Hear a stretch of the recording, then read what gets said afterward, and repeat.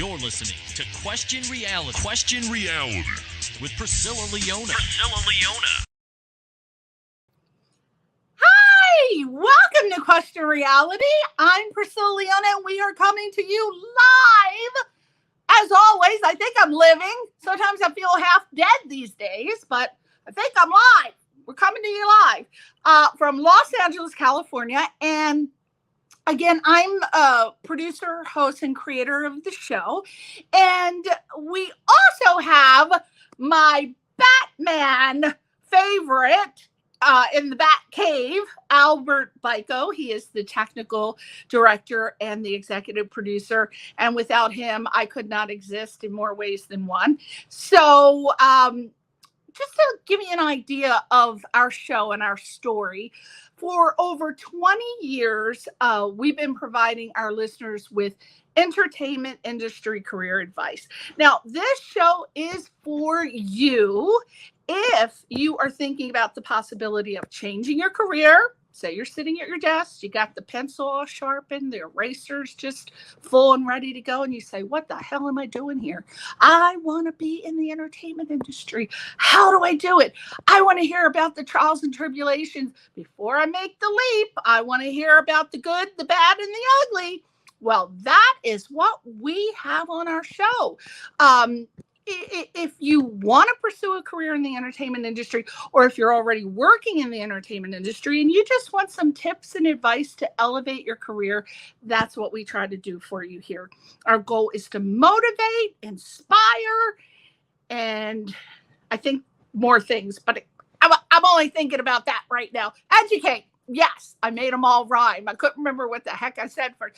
Now, the guests on our show have always been, we have Oscar nominees, we have Emmy winners, Grammy Award winners, we have Tony Award winners, we have reality TV stars, film, TV, radio, music, theater producers and directors. We have casting directors.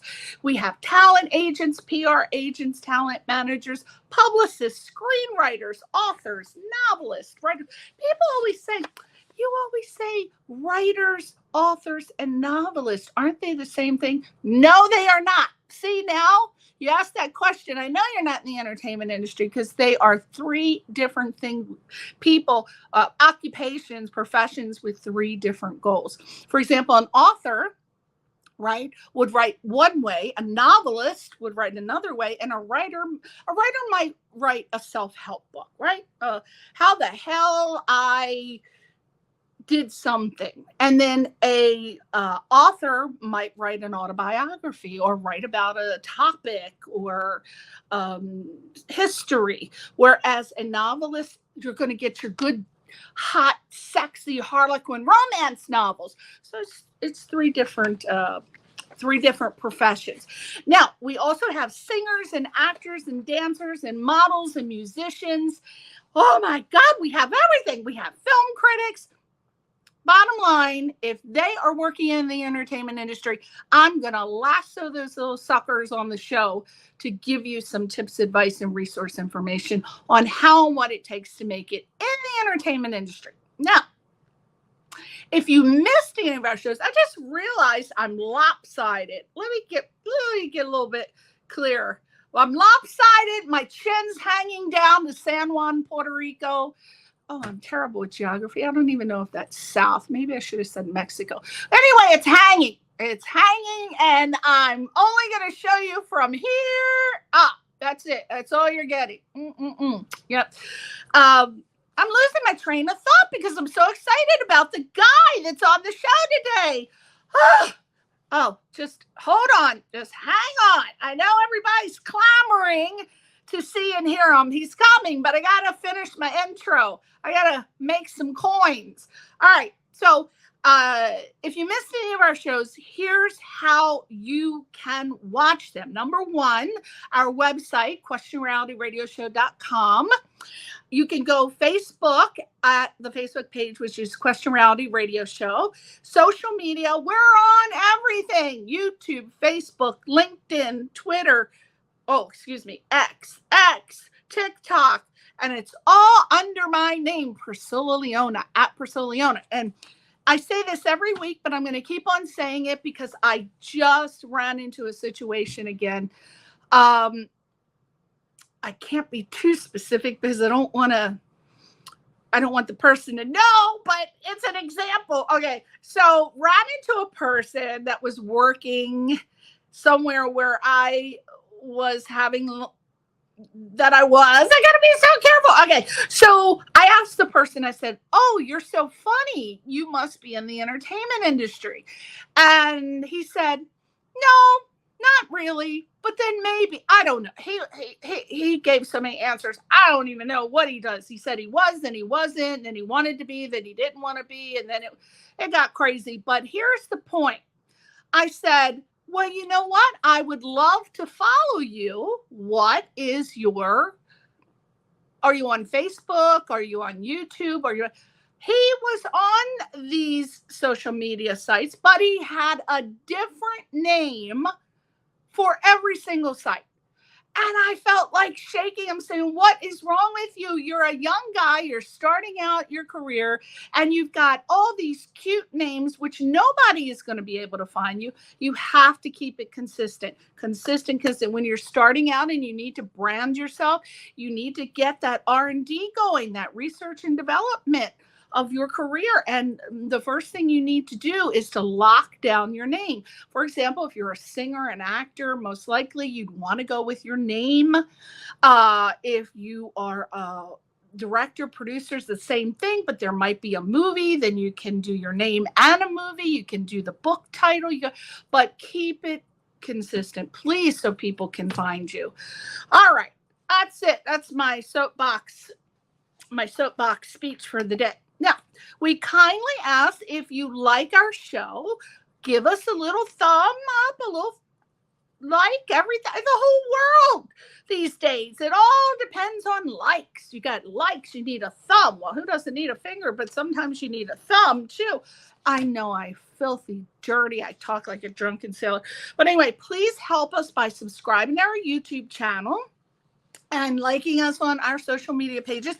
And we have someone that goes through, and when we see you followed us, we follow you back. It's only fair, right? So there you go. Now, lastly, and then we're going to get to the guy. The guy's waiting. I hope he's not asleep by now. All right. If you want to be booked on our show, if you want to refer someone to promote themselves, their products, showcase all of their wares, you can have them go to our official website, which is questionrealityradioshow.com. questionrealityradioshow.com. There's a contact link. Really, it's very simple. Name, email, website. That's it. Then you're on to the assembly line to become vetted. We're gonna vet you. Yeah. Believe me, if you're being vetted, it's a good thing. Who doesn't want to be vetted? That means that you're being considered for something, right? I don't know. That's the way I think. QuestionRealityRadioshow.com is also where you can see the schedule for 2024. Now, what's really great about the website is that I make sure that we put the name of the guest and we put their title. I also put a little video clip of the show on there, as well as on my YouTube page. But for example, if you are a script supervisor and you want to be a script supervisor, you'd go on the page and you'd look for the script supervisor. Oh, this person's coming on. Or, oh, I want to be a television director. Oh, so the titles are on there so you know which show to pick and choose. Speaking of television directors, very exciting. We have multiple Emmy award-winning primetime TV director, Mary Lou Belli. Wonderful, wonderful person. She's coming on the show April 15th. So if you are an aspiring film director or television director, please make sure you watch that show. She is absolutely incredible at giving advice. She's currently directing the Miss Pat show. And oh my gosh, you look her up on imdb.com. She was directing NCIS New Orleans. There are so many credits. I cannot go on. We also have Michael Orland come on. I love Michael Orland. He was the musical director on American Idol for 16 seasons, or assistant music director. Please forgive me if I got that wrong. But he's coming on the show. Oh, and there's just so many exciting people. So go to the website, questionrealityradioshow.com, and look at the 2024 schedule, and you'll see all of the very, very, very. Oh, I forgot Alan Hooper, who used to be the casting director for Modern Family and Superior Donuts. Yes, I had to get that in there. Oh, there's so many exciting people. I can't stand it. Now, talking about exciting people, the time has come. Yes, we're going to have the guest come on. But first, we're going to read a little brief bio about our guest today. I call him Juicy Jerry Jamont. Just gave him that title today. Now, this is him. You see him with Aretha Franklin. He's right next to her there in the studio. Very exciting. Oh, Aretha. Oh, that is my girl. There is not a week that goes by that I'm not playing the song that Jerry Jamont played on, Think. I am always playing that song. I played Think. You know I can't sing, but you know the song, Think about what you're trying to do to me. Woo, woo, woo, woo, woo. Oh, God, no, I don't want to torture you. All right, so that's Jerry, I believe, to her right. I hope it is, or I'm going to be in trouble. And Jerry Jamont, he is a two-time.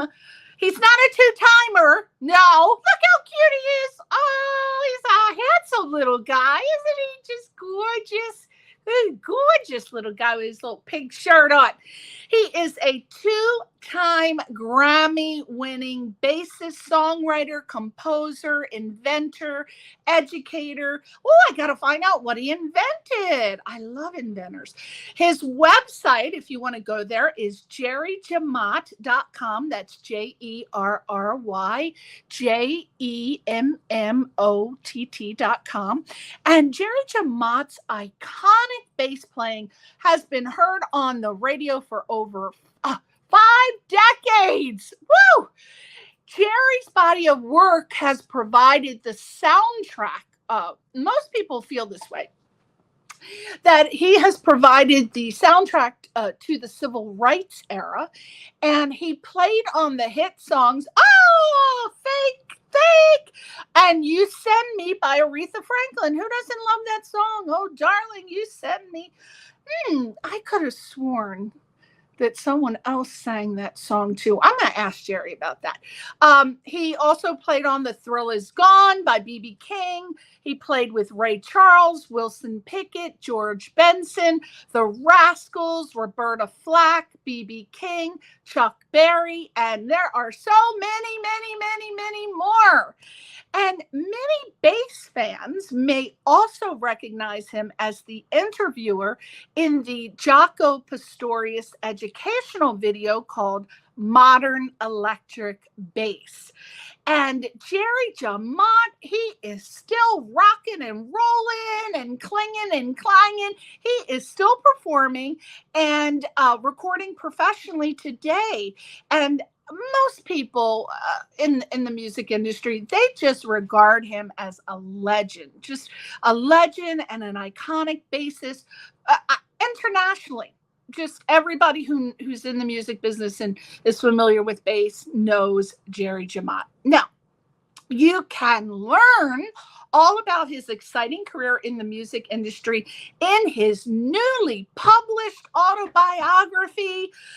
I don't want to say it's just for bass players.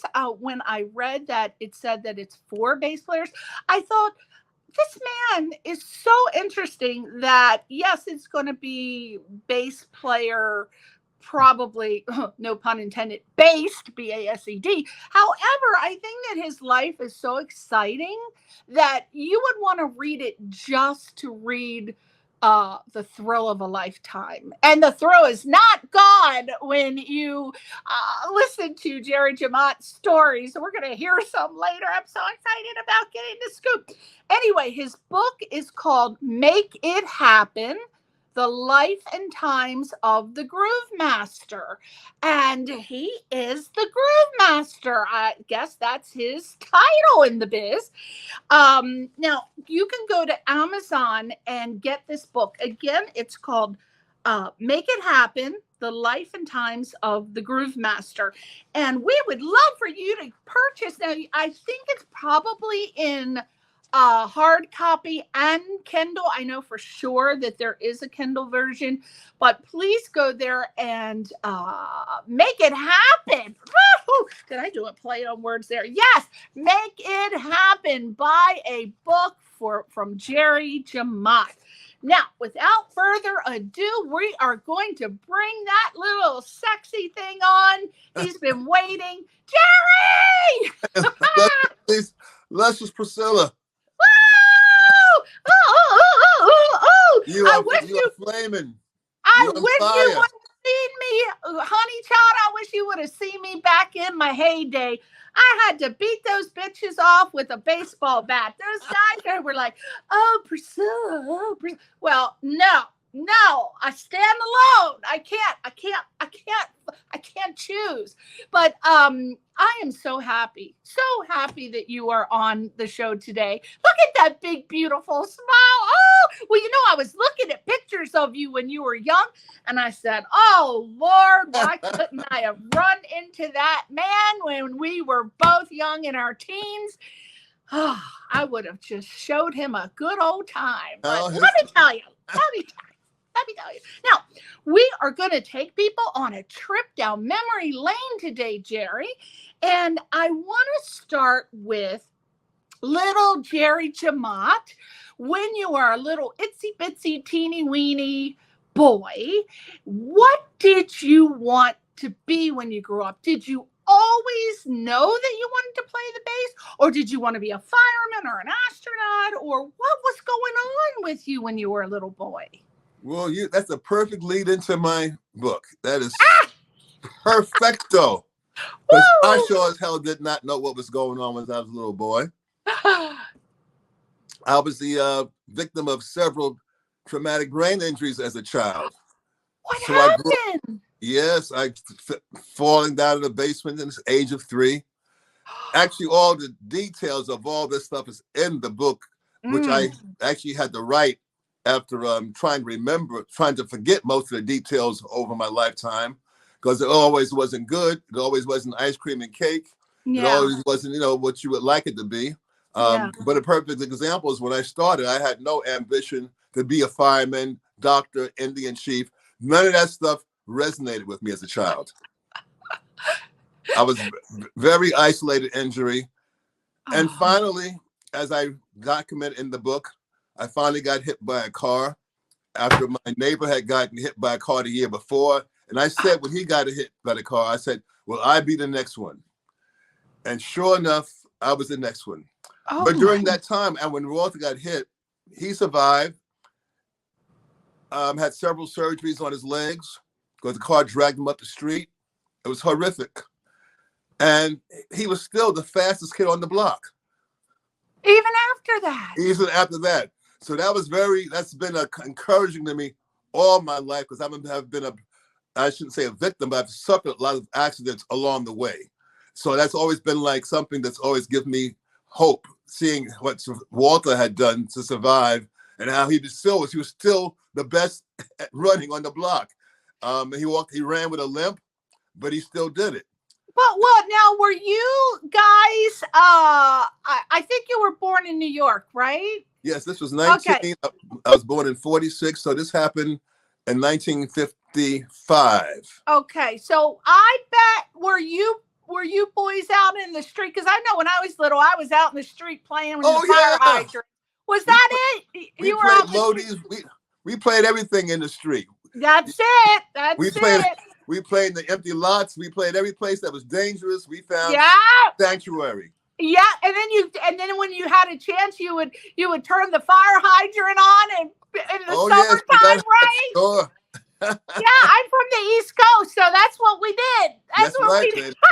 Urban life. Wow. So when you were little, you were just enjoying, though, being a kid. You were having not really. Fun. I had no enjoyment being a kid. My life was miserable.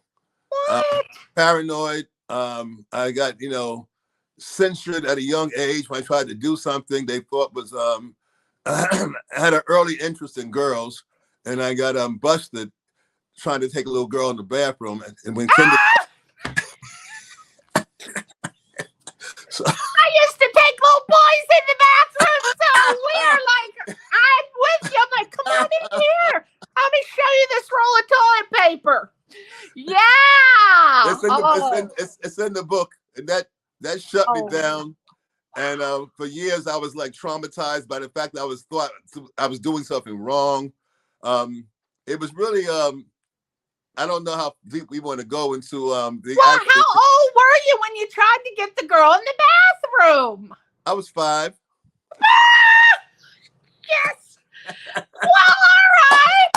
Well, if she was 1, 2, 3, or 4, then I'm gonna have a problem with it. But if she was 5 or older, what's wrong with that?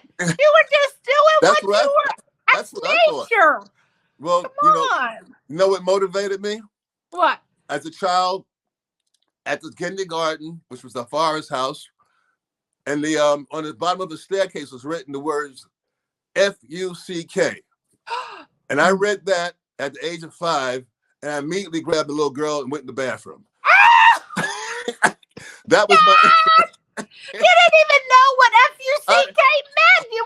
I knew something. You knew something. You're like, I knew something. I didn't know. You never know what you know sometimes. But that's not out of the ordinary, Jerry. Every little boy tries to look up a skirt or something.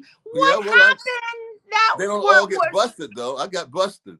And were you in school? Was it at school that this happened? You got busted? Yeah, in kindergarten.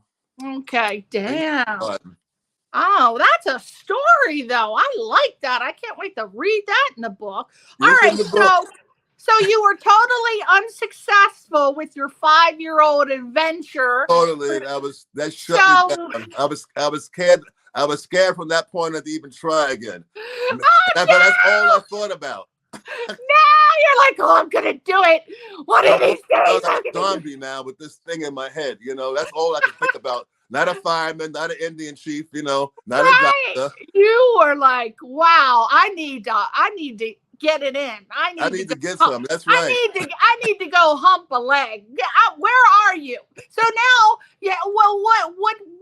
So after 5, then were you thinking about what you were gonna? Probably not at 5. Let's take us to 10. By 10 years old, you still hadn't gotten any, right? So, well, I had gotten nothing. I was still dreaming. Maybe that's why at 10. I probably was dreaming when I ran outside and got hit by the car. Oh no! So you got hit by the car before you were able to get a little bit of action. Oh. But at the good thing, I was a shy kid because of my previous 5 years of life. That gave me. I came out of the hospital. They told me that I went up 2 stories and came down on my head, and I spent 2 days in the hospital. This is what my sister told me. When I started writing my book, I asked her some things, and she told me about several accidents I had going to school, blah blah blah. And I remember some of the things that happened to me. But what came out of all that was, for some reason, the music that she had brought into the house, which was Nina Simone, Odetta, folk singers, Peter, Paul, and Mary, Harry Belafonte, Miles Davis. All that music sounded different to me after I came out the hospital. And particularly it was the Miles Davis recordings, which I liked, but for some reason the bass stood out to me. And for the first time in my life, I said, I want to do that. And that's it. I was do you remember the exact song? That was it. I heard playing one song. It's probably something on the Round Midnight album, but the way Paul Chambers was playing the bass, the way he made the music move, and way he just it was so effective in what he was doing, and it was like kind of behind the scenes. It wasn't the focus instrument, so that kind of like satisfied my insecurity and my paranoia to not be heard as much. And I chose that instrument in particular because I wouldn't be in front of the stage. But Oh, so out of all the instruments, because most people when they're little boys, I found that their ear goes to either the guitar or the drums. yes, So your ear went to the bass. Very interesting. my ear that was not an ear because I could not hear very well. First of all, Oh, so uh, you heard that vibration of the no, bass. yes, it was hard for me to hear. I had the qualifications I had as a child to be a musician that would not guarantee me success. And I always knew that from the beginning. And I was certified after I started working at the age of 12. I put a Yeah. professional band. When I tried to get into high school, music and art, I didn't pass the test. And I knew I wouldn't pass the test because I knew I couldn't hear, I couldn't remember nothing, but I still wanted to play.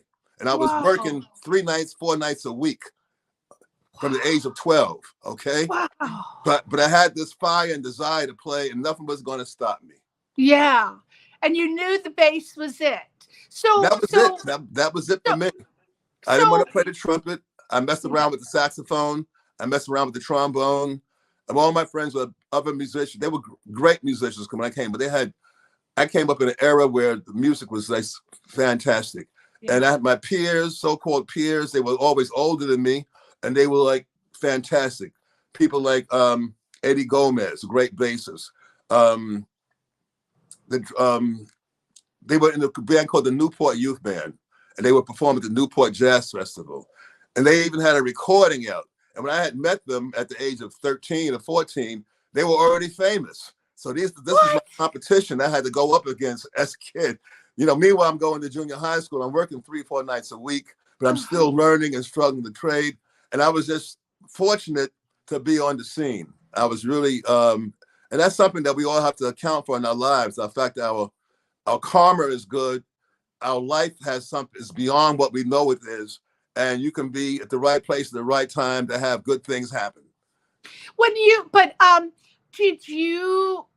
you in a situation where, because I know the bass, I probably don't know enough about it. Again, I'm not musically educated. When you wanted to learn the bass, what was your first idea of where you could go to learn it? Like, who's going to teach me? How am I going to learn? Well, my mother was very astute. She was, my mother was happy. She was 42 and she had me. So she was taking a chance in 1945. Okay, first of all, at that age. And she knew while watching me grow up that I was very accident prone, that during my life. And she insisted once I got the idea to do something, she said, well, you got to have a teacher. I'll get you a bass. You got to get a teacher. I had to wait till I got to junior high school at the age of 11 to get a teacher and to get a bass. So on my 10th birthday, after my vision at the age of 9, instead of getting a bass for my birthday, which I thought I might get, I got a tape recorder. So I was able to record music off the radio. Yeah. At that point, I started covering, I recorded everything. I met Aretha Franklin during that time through her music on the jazz station, Mortfiga, WEBD, Symphony Sit, other station in New York, a couple of jazz stations in New York, Frankie Crocker, the black stations. So I was listening to music, recording music, and finally I got my hands on a bass and I had a teacher come to my house once a week, and he would show me how to read music and where to put my fingers on the bass. I was playing the upright bass. And he would come once a week, and I had some kind of talent, I guess, because I still wanted to play. My idea was to play jazz, and which you have to be very skilled to play jazz, which I didn't know. I didn't know a damn thing about anything, but I could read music well. So I was able to get into the orchestra at the junior high school. I was the principal bassist at the orchestra, and later I became the principal bassist of the All Bronx Junior High School Orchestra, where I met more musicians. And eventually that's how I got the gig with Smiling Henry, because during that summer festival with the All Bronx Junior High School Orchestra, they made a recording, and there were 3 bass players on the recording. And when they sent my mother the record, you couldn't hear the basses. So I was pissed. I said, Oh. man, this ain't right. So I spent the next few months working harder to get a really big sound. And consequently, in November, I got hired playing at the Boys Club with some other musicians in a very acoustic setting. In fact, there were 3 bands playing in the same room at the same time. But we were playing quiet enough so we could still operate and learn our music. And so some older men were in there rehearsing also. And during a break, I went outside and they asked me if I would join their band. I said, well, I'm only 12. You have to ask my mother. So, so mommy said yes. Mommy said yes, right? Oh my God, I bet you were so excited. I was, because I rolled my bass to the Boys Club on Freeman Street. I had a wheel on the bottom of my bass so I could roll it. I was rolling my bass all over wherever I could go, basically. And they drove me home in the station wagon and went upstairs and introduced me to my mother. And she asked me if this is what I wanted to do. I said, sure. And she told them, make sure you bring them home safe and take care of them. And that was the beginning of my professional career. Oh my God, that is so exciting. That was 1958. 58. Okay, so by 1958, you definitely had an opportunity. You were like focused on your craft, but you still didn't let that 5-year-old dream go down the tubes. Because if you're playing the clubs in 58, the women are probably all up in Jerry Jamont. You got it. Right? I was in heaven. You were in heaven. Yeah, because I know that back in that time, I mean, jazz had been around. Again, I'm not an expert, but I believe that jazz was very hot back then. I mean, So anybody who was in a band, you were going to get some action. Oh yes, baby, I got plenty of action. So let's go to from where 1968. So let's say you were born. So in 1968, how old were you? You were a teen still. I was 22 and 68. 22. So 1968. I'm going to read this. Aretha Franklin, Cogbill, who I believe again was a bassist, stayed on board in the studio with Aretha Franklin, but switched to primarily playing guitar. He largely passed the bass torch to you, a young, super talented Jerry Jamont. Wow. And you said about recording, and you said, what the hell did I write? And you said about recording the #1 hit, Think, in a 2012 interview. So this is what they quoted. This is the tune, Think, that got me in the door. And usually I would never go for the obvious groove, but in this case, I had no choice. And it was straight ahead country and Western. I put a question mark there because I do not hear country and Western in that song. But again, I could be wrong. Then you said, when all their attempts at something slick failed, Jerry Wexler told me to go in there and see what you can do, quote unquote. The late, great Tommy Cogbill, the original Muscle Shoals rhythm section bass player, gave me his seat and he played the guitar. I went in and did my thing, playing in 2, I don't know what that means, with a subtle pickup to beat 3. Again, that's a musical term. It was over and done in 2 takes. I'm like, wow. So my question to you was, you said that this was the tune that got you in the door. So other than that, what I restated from the quote in that interview, what can you remember the most about that momentous day when you recorded that song with Aretha Franklin? Well, see, that's why I wrote the book. That's a big... But you gotta give me something. Give me a little something, Jerry. That's why I wrote the book. People want to buy the book by telling them a little something. I remember that almost like it was yesterday because it was so prophetic that Jerry Wexler, first of all, hired me to come observe the session. He said, bring your bass. You might play, you might not play, but I want you there. So I said, okay, I've never had an opportunity like that before that or after that, since that. Yeah. And so it was a very unusual situation to be in. And as you pointed out so well, I remember everything that day, basically. The studio was crowded. All the executives from Atlantic were there going in and out. And the Sweet Inspirations were there. Their families were there. And it was intense because for 3 hours, usually if you play a song, that was the first song. If you don't get, there's something a problem with that, you usually go to the next song. You come back to that later. That's what I experienced in my professional career. Prior to that, I'd already been recording since 1965. My first recording was with Nina Simone. That was my first foot in the door. Actually, it was my first big. It wasn't a big recording, but I was there with her, petrified. She liked what I did, and she hired me, her and her husband, to do that additional work with their own production team. That's another story. But so I'm used to being in the studio and seeing these things happen. It was strange that they didn't go to the next tune. But then I realized that's why Jerry had me come down.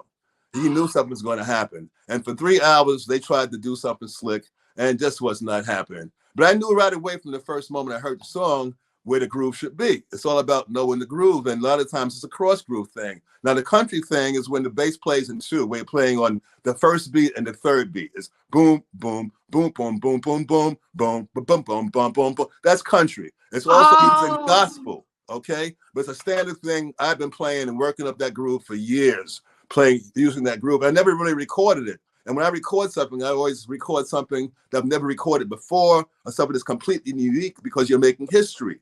You don't want to play something that's been done before. So my job is to make it something unique, make it something different. I'm playing a brand new instrument that was just becoming popular.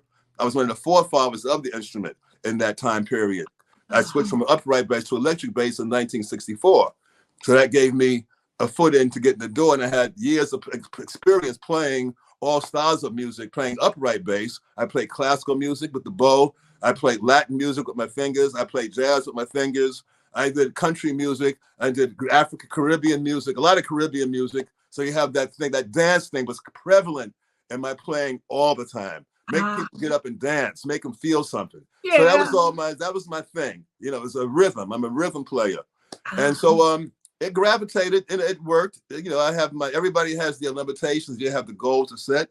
So that's been my forte, basically. And it was a great day. I mean, I never forget that day. Aretha tried to hire me that day to play in her road band. And I said, oh, no, I can't do that, because King Curtis had already hired me in 67 and took me on the road. And I was already making records in the studio, and people thought I was on the road with King Curtis. They wouldn't call me for record sessions. Oh, we thought you were with King Curtis. So I vowed not to go on the road already. So when she asked me, I said, no, I can't do it. I'm sorry. I appreciate the opportunity. But I really can't. I want to have a career playing, you know, be a studio musician. And she respected that. And she didn't, she never hassled me or anything after that. Or, you know, people try to come after you. But she was cool. Another reason why I didn't want to play in her band was because her husband was abusing her. So I didn't want to be on that scene. The Ted White, that was one of the main reasons. I think about Young Mind back then. I didn't want to get involved in that stuff, get in that scene, because I know I'd be going to jail. I know I'm going to up and do something. I know I couldn't be around and witness all this. So I said, no, I can't do that. So that's kind of cemented my career. I was staying in the studio. And it's funny, this last 2 nights ago, I did a tribute for Aretha Franklin at the Troubadour. Oh. Yeah. And which focused on the recording that I made with Aretha in 1971. Of course, I had told her I wouldn't go on the road, but King Curtis called me in 1970, said, hey, we got this concert going next year, so I want you to do it. And I said, nah, I don't want to go on the road, Curtis. He said, no, but Jerry, we got to go in together. We had a relationship. And so I said, okay, I'll do it. And I'm really glad I did. I mean, like, he was, from that point on, he was killed in August 13th, 1971. Oh. Okay? That's when he got killed. So that tour that started in Houston in February, went to the Fillmore West in March, and then we did other dates, and then we went to Europe, Montreux. These were the last dates I had with King Curtis. in my life. And it was just ironic that the other night, I did his famous song "Memphis Soul Stew," and instead of playing the bass, I did the narration. I did his part, which was great. You know, I wasn't relegated to just playing the bass, and it's really hard to play that song and play the bass, which I just recorded with Arlen Roth actually.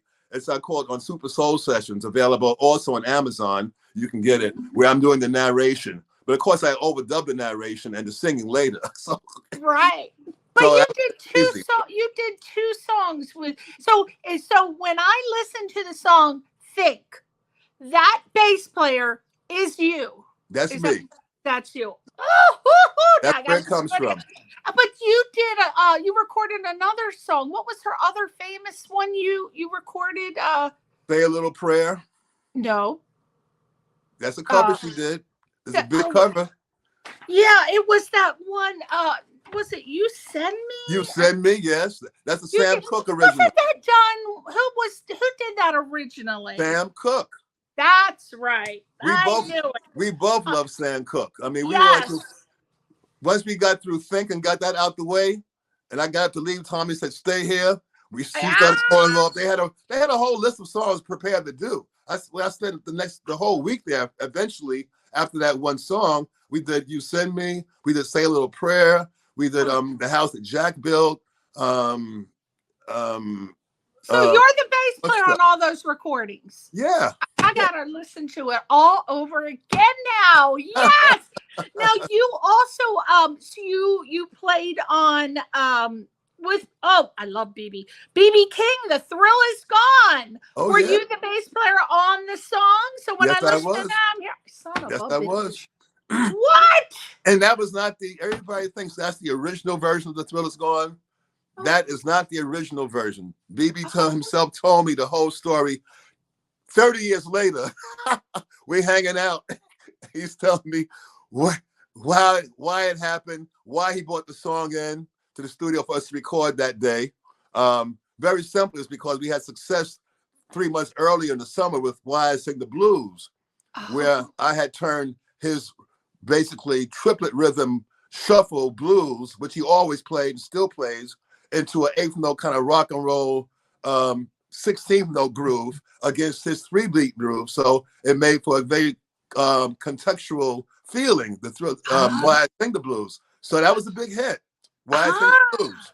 And so they want to go back to the studio and record us again. So that's when he brought The Thrill Is Gone in. And after the last day, he told me later that he bought the song as because he thought we could do something special with it. And he had been messing with it for 18 years and couldn't figure out what to do with it. He was a DJ, don't forget, in Memphis before he was known as a guitar player. So he heard the original version with Roy Hawkins in 1951 singing it. Okay? You can Google it. I tell people about it all the time. It's really a whole different complexion of the song. It's really hits you in the heart as opposed to BB is almost easy listening. Okay? In terms of the gut raw feeling of the blues in 1951. Whole different picture. But BB gave BB a whole new life. And actually, this is something he wanted to do, cross over to a greater audience, change his music. But they didn't tell the musicians that. They just called the right musicians to do that. Because that's what I would do instinctively anyway. So they didn't have to tell me nothing to do. I just did what I do. That's right. I'm going to change it. And I'm going to make it something different.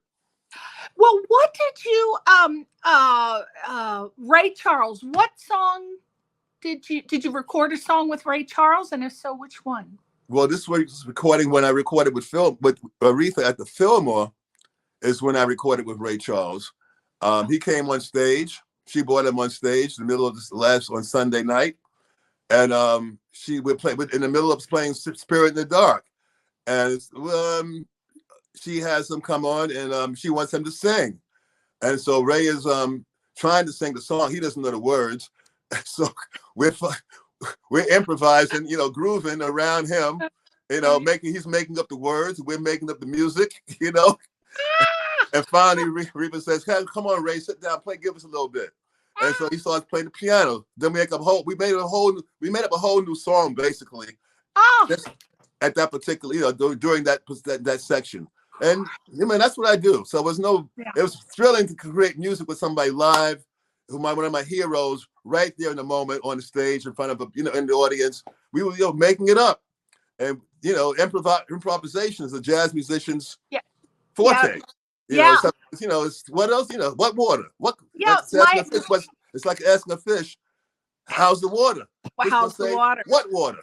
Yeah, my husband, Albert Michael, he's a software developer by day and a jazz guitar player at night. And that's exactly what he says, what you're saying. The best part about jazz, the most fun is when you do improv. That's what he says jazz musicians live to do. Yes, and hip hop. And hip hop artists. Yeah. They take the thing right there. They get it from the jazz musicians. Yeah. They hear it, the phrasing, the intricate phrasing, the time differences, the contrasting phrasing, the double time phrasing, space time phrasing, single beat phrasing, four times the tempo phrasing. They be rapping like blah, blah, blah, blah, blah, blah, blah, blah. It's incredible for the mind to think that fast and compose that fast and think ahead that fast and come up with these dynamic lyrics. I mean, it's just incredible. It's amazing because I don't know how I can't process what in the heck, how you could be, for example, again, not musically educated or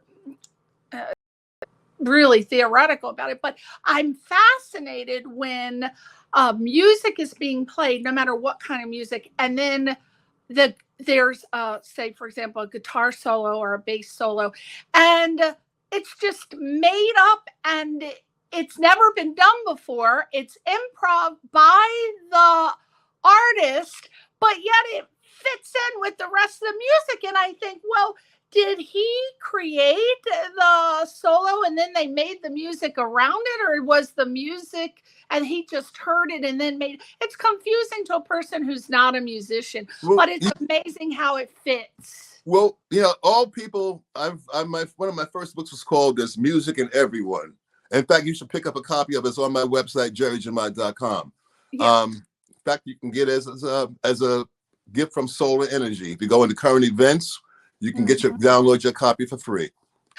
And it just gets you through the ins and outs of music without having to learn music per se. In terms of reading music, it gives you the knowledge to understand how music is created and how it's improvised. We all have it. You hear it. You know what the scale sounds like. If you're born with it. You can sing the Star Spangled Banner, row, row, row your boat. This is what we have to work with. We only have 12 notes to work with. And ironically, I'm segueing here into my color sound music, which basically shows you how to make music using colors as opposed to looking for notes. You're looking to match a color with a sound, and you say, oh, okay, this color is this sound. I like that sound. What songs do I already know that are in this color sound key? And it piques your interest to creativity, also in terms of learning music, using colors as opposed to notes. A sharp, B sharp, C sharp, D sharp, all that. I just made it very simple. You have indigo, you have pink, you have purple, you got red, you got brown, you got orange, you got gold, you got yellow, green, turquoise, blue, and silver. Now, Pythagoras started this system 3,000 years ago, but he only used the rainbow colors of red, orange, yellow, green, blue, indigo, and purple. I added the chromatic colors that what we consider the black keys on the piano. And I gave them names. Wow. So every note available to be processed and cross-referenced that's ever been written, ever heard, and now can be associated color. Is that your My Color Sound music service? It's called Hue Grooves. That's exactly it. Is that it? That's so it. You're saying that would a person who is not musically educated be able to learn music through this system that you've created? Sure. It's a leg up. It's an entry path. It's not for everyone. But imagine an infant coming up with this experience, being able to colors and having this knowledge, just cross-referencing ability. And humans, the brain is constantly cross-referencing things. We see somebody, we cross-reference what we know, what we're seeing now. We come up with a perception of what we're seeing. And it's not always the truth. Sometimes it's a memory. Sometimes our perception might be ill-informed by some previous indoctrination by society or their parents, or in general, religions. We all get brainwashed at some point. And you have to find a way to get, through it and find what the real thing is, Right. And for me, I found out it was cause and effect, which we all can relate to. But how did you come up with the idea to attach a color to teach people music? Where did that come from? Well, I was in the studio working with Laura Nero and my partner, Herb Lavelle. We did a lot of dates with her. And she would tell us, we'd be playing something and getting the groove going on. She'd say, like, can you put a little pink on that? Put a little blue on that. And we say, like, you're like, okay, I'll think about it. I'll think pink while I'm playing this particular part of the song. right. And Herb would do something on the drums, And so he reminded me of this in 1999. Okay, I'm talking about 1970 when we worked with her. Okay, making her records. Right. In 1999, I'm showing him my book. There's Music in Everyone, and he's saying, "Hey, man, can you teach music using colors using your system?" I said, "Yeah, why not? Because I'm using numbers now. I got beyond the A, B, C, D, E, F, G thing, and got using number designation to learn music." He said, "Sure, I can do that." So at that point, I've been on this journey. He started me on. Laura started us on. And I had to formalize it and work on making it into a software program, which was fantastic to have the software do it. But actually, with the software doing everything that the brain can already do, just that it brings it to you. Right. What about your transcriptions book and master classes? It says by the Bassist Academy. What is that about? That's a group I partnered with who does Ryan Roberts is his name. He does great transcriptions of musicians, and he came to me to promote my book through by way of a master class. And he came up with the idea of transcribing my legendary recordings, basically. And so we sat down and out of the whatever amount that I consider legendary, and on the levels of beginner, intermediate, success, advanced, pick out some songs. So we got a first volume one with. I'm trying to keep it down to 15 songs for the first volume, but I keep on adding more songs. More songs come to mind because everybody does something distinctly different. Like Billie Eilish said last night at the Oscars, she sang a song, "What Am I Here For?" I mean, it was a great moment in time when we all asked that question, what are we here for? What am I going to do? And fortunately, I got my answers right away. Most of the answers, I find I get more answers along the way. There's more things to do. Yeah. I mean, you never stop doing. You have to be, doing something to make the world better than when you came in here with it. So whatever platform you use, you want to elevate yourself to be proficient at that platform so you can become accessible and available and noticed to get your word out. Right.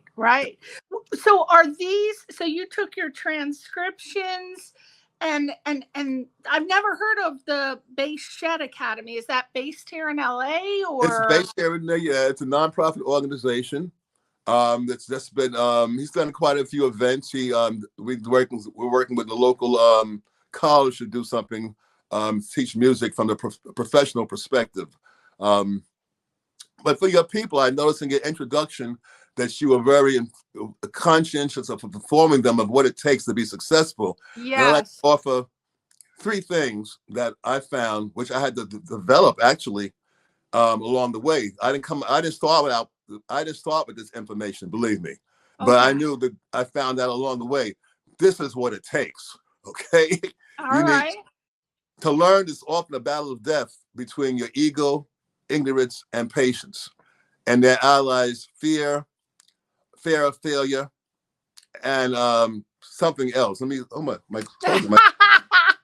Okay. Like, Look that up. Let me quote here. Oh, and their allies, laziness, pressure, and fear of failure. Win this battle using the 3 C's: courage to begin, confidence to get through the periods of doubt, and conviction based upon a sense of purpose.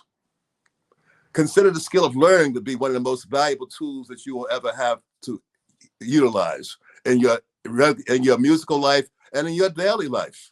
Yeah. You get a mate. You have to learn about the mate. When you have a mate, you learn to grow. It's a learning process. You meet people. You're constantly learning. You got to be like SpongeBob, you know? Yeah. Soak it all in. That's right. Well, what about the mystic law of cause and effect? What is that about? Well, that shows you the profundity and the eternity of our lives, that our lives are far beyond what we perceive them to be, or what our memories and our ancestors even tell us what they are. I'm talking about the mystic law going back to time that you cannot even calculate, basically. And that mystic law dictates what your karma is going to be, the things you did in the past. That's that mystic law that brings things to you now, the good, the bad, and the ugly. It's coming, okay? The only thing you can do is try to make good causes now to diminish it. That's right. Diminish the bad and build up the good. Yeah, I believe in that too. I believe in reincarnation, and I believe that a lot of people, they shouldn't be so hard on themselves, because there are things that you're learning and doing that I guess they don't believe in reincarnation, but I believe everything that you learn and you do, if you do not become extremely successful in your eyes, in your next life, you're going to remember you have the cell memories, and you're going to remember all of that, and you're going to get a little bit more advanced and a little bit more advanced. And I think that it all, for example, Jerry, think about this. I know you must go on YouTube and you see these child impresarios, these children that are 2, 3, and they can play the bass and they can play the guitar. How the hell would they know that if that's not in their cell DNA? Exactly. You have memories from past lives that you don't know about. That's right. Other lives coming to you, even at conception. I believe we're not always one person. Our lives are sometimes souls are inhabited or invigorated by other souls that we fortunate to be around or experience with, too, that somehow enrich our souls. I deeply believe and there's a connection there, especially in terms of the mystic law. It's been here forever, and the idea is you want to activate it and actualize it. Yeah. And the way I found to actualize it and which it comes from is the chanting of Nam Myoho Renge Kyo. I've heard that. Everybody's heard. Tina Turner did great in her life to propagate it and let the world know about it. It's only been allowed to be practiced for 75 years. It's basically new, because in Japan, where it was being fostered, the government was down on it. That was like it's considered a illegal operation. If you were caught chanting Nam Myoho Renge Kyo, you can be in prison. This is from the beginning of 1222 when it started, 1253, where Nietzsche that's shown in Borders to the World, up until the end of the World War II, 1945, when Japan lost the war. And that point, because of the treaty, they have religious freedom. So they couldn't clamp down on any particular religion anymore. So it was not until 1945 that it was legal to chant.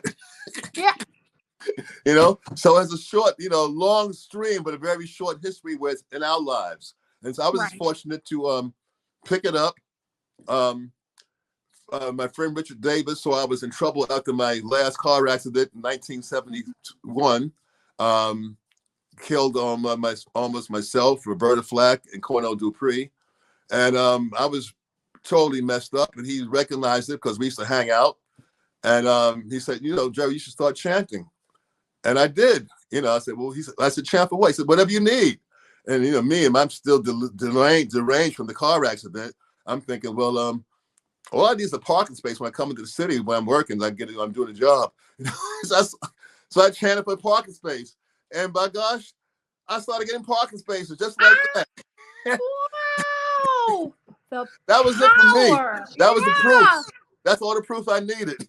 So what about your thoughts on, this was an unusual pairing of words, human livestock, my take on where we are and of the possibilities of the future?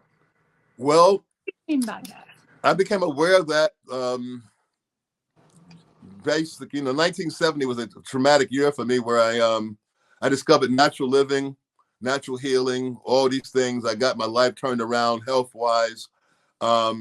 It's just a combination of, becoming a Nichiren Shoshu Buddhist, seeing the world, the eyes of the enlightenment, seeing what's going on, how they've historically, how man violence has always been an issue. Man controlling man has always been part of this thing that we've undergone as human beings. And the fact that we can justify the things that we do, it's amazing. We can justify what we think and what we don't want to think. We can justify not thinking it. We can justify not taking action. We can justify taking action. You can justify picking up everything. Easily. People pick up machine guns and go out and mass murders. They're justified by seeing things played out. Mm-hmm. We have 9/11 before that. This false black flag, situation where we're causing terror of people to become terrorized and afraid so they can eventually have more control. Look what's happening in New York City now with the government going into the guns, the army going into the subways. This is like, it's funny, I pointed this out in this article I wrote, Human Livestock, in 2005, 6, 7, somewhere in there. And it's been on my website published for the last 15 or so years. And I'm getting ready to, in fact, I'm going to publish as a short story on Amazon now. Then after reading it, it's such a long article. This is a short story here. I need to put it, alongside my Make It Happen book. Yeah. I need to publish this story on Amazon because it's been on my website forever, basically. And it goes on and on about the prison industrial complex, the big agriculture, the farmer, the whole 9 yards. It just spells it out, how they're turning us into the walking wounded human livestock by the food that we eat, denatured food. For instance, it takes 40 cups of today's spinach to equal 1 cup of natural 1940 spinach. That's how far we've gotten away from reality and what's really real. We're putting stuff in, ingesting things for our comfort. We're doing something, but the nutrition we're not getting. So we have to rely on a lot of supplements. It's like, this is what we have to do to stay out the doctor's office. Jerry, nothing tastes the same. People think. Now, you cannot tell me that Kentucky Fried Chicken that I ate in the 70s tastes like the Kentucky Fried Chicken today. No, it does not. None of the food, and people say, what are you talking about? No, chicken does not taste the same. Beef does not taste the same. Nothing. And it's because it's all grown in hydroponic labs. Yes. And nothing tastes good anymore, Jerry. Well, it's the same thing with everything else. It's about the delivery system. You have to have you're satisfying the needs of the people. Quick delivery, long shelf life. You don't want it to spoil on the way there. You want it to be grown in a certain way. And you want so it becomes mature at a certain time. The whole supermarket industry is like crazy big business. I take my hats off to them that they can supply the needs of the people. But at the same time, they're telling the farmers how to grow the crops, how to put antibiotics in them. Antibiotics, prevent the things that make them look real colorful, make them bright and shiny. They do the same things to animals, keep them from getting sick. Growth hormones. Look at the size of the chickens. We're taking these growth hormones. Look at the people these days. They're getting huge for the food that we eat. Here I am. Shoot me. I got a direct vein where I just shoot the sugar right on up in there. You go. But and you know why? Because sugar tastes better than like chicken and beef and healthy foods. It doesn't matter how much you spice it. It doesn't taste the same. Chicken has a totally different texture. The texture, yes. See? I'm telling you, people don't know what I'm talking about. it does not taste like real chicken. Beef doesn't have the same texture. Chicken, even pork, my beloved pork doesn't eat. I don't know. And so you're just, what are you going to do? You just try to eat things that you like, but there are becoming fewer and fewer foods. Now, speaking of things that, eventually, like the food, I think that eventually we're probably going to go very futuristic, and they're going to have us on some supplements, which I wouldn't have a problem with. If I could take one pill a day and it would give me all of my dietary needs, I would be fine with it. It wouldn't taste good, but I'd be fine with it. Speaking on that, with that same concept in mind, but with music. Now, Jerry, I've been around long enough to, and I pretty much don't really like music pre 1990. I can listen to some 90s, 2000s, but very, very few. But I just like music from the 20s to the 80s. I am all over the 80s, 70s, and 80s. That's my jam. So you've pretty much been around long enough that you've heard and seen everything. I often think this, and I want to get your thought.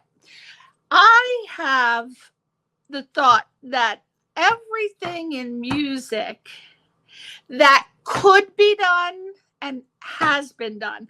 I haven't really heard anything that was like Jimi Hendrix. When he came on the scene, you're like, what, and as the decades go by, you heard like a different thing that was inspirational, but we're talking maybe 90s or maybe 2000s. There was nothing new and exciting in music that could be done. All the stories had been told. All of the combinations had been done. And I'm just worried that maybe we've done as much in music as we can possibly do. And I wanted to get your thought on that. Or if you don't feel the same way, what do you think could be new and exciting in the way of music? Because now I feel that when you listen to a song that's made by a band or a group today, you don't even hear the guitar. It's like, where the hell did the guitar go? You don't hear the bass. It sounds so AI. I don't know if you understand what I mean. Do you know what I mean? Totally. But I want to run back to what you said about taking that one pill. The idea. I like it. I'm not going to let you get away with that. Okay, I like it. Go ahead. It's more about doing than taking. They got us into taking, which is part of being human livestock. You're taking stuff. You're taking yourself to the doctor. You're taking this, you're taking that. But if we had one pill and we didn't have to eat all the fattening foods like the sugars and the greasy stuff, and we could only take one pill a day, and it would have all the nutrients and vitamins, then nobody would be fat. It would reduce heart problems, diabetes. Well, if there could just be one pill that would give us all of our needs. Well, it's not about a pill. It's about the action of doing, making something. Now, what I've discovered recently is moringa leaf powder. So many benefits of it. It cures everything except death. Moringa, I'm going to write that down. What's that? Moringa, leaf powder. G-A, moringa powder. All right. Moringa leaf powder. Okay. Google the 15 health benefits of moringa leaf powder. And you'll be blown away. I've never even heard of it. It's about doing something, preparing something that you see. Part of the mystic law is being involved in the process. It's one thing to look at the universe and say, oh, this is where we come from. But you want to have a dialogue. You want to get involved with the process. Yeah. Anything you're involved with doing, you become attached to, you become engaged. So the idea of doing something as opposed to taking something is a whole different mindset completely. When you're doing, you're involved. You're taking, it's very passive. Doing is aggressive.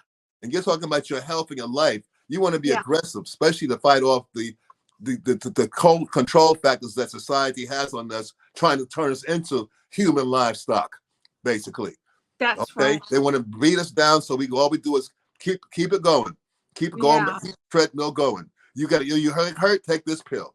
You got this, take this pill. Oh, what about the side effects? Oh, don't worry, we got a pill for that too, for the side effects. That's true.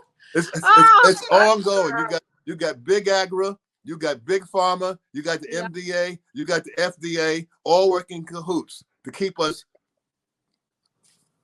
back Yeah, there. that's their lifeblood. It's not just, it takes 10 fingers, 5 fingers to make a fist, 10 to make a chokehold. It's more than one thing. So it's not just the agri, it's not just the pharma, it's not just the prison industrial complex, it's not just the systemic racism. It's all of that combined that comes together to choke all people and to see other people being abused and not being able to do anything about that. And seeing your government support efforts to hurt other people. I mean, look at the genocide that's happening in Gaza right now. Yeah. I mean, the country was sending bombs, and it's just crazy. It's a long history. I mean, when Germany lost the war, they gave the Jews, they created that state of Israel, and that just set everything up. That's karmic. Yeah. The region, that's the karma of the region, the karma of the world. We all have to live with this karma and do something collectively to change the world. That's true. I wish they would get on it. We all need to get on it. That's right. Let me say, you were touted as one of the most influential bassists that changed the way the instrument was played. And this was according to Bass Player magazine.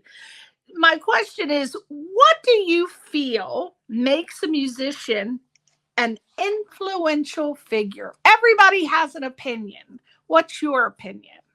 You have to be true to yourself. You have to be you. They want you, to be you. I never thought it's funny. I knew once I started playing, I knew I had something I was playing. But I knew of my limited abilities. I could not be the very best, but I could be among the best. So I kind of let it go and just listen to all the great players around me and plays my mentors, listen to them. I say, I never even tried to play like them. My thing was to be able to play me, and maybe in their style, but to do it my way, basically. Yeah. So once I thought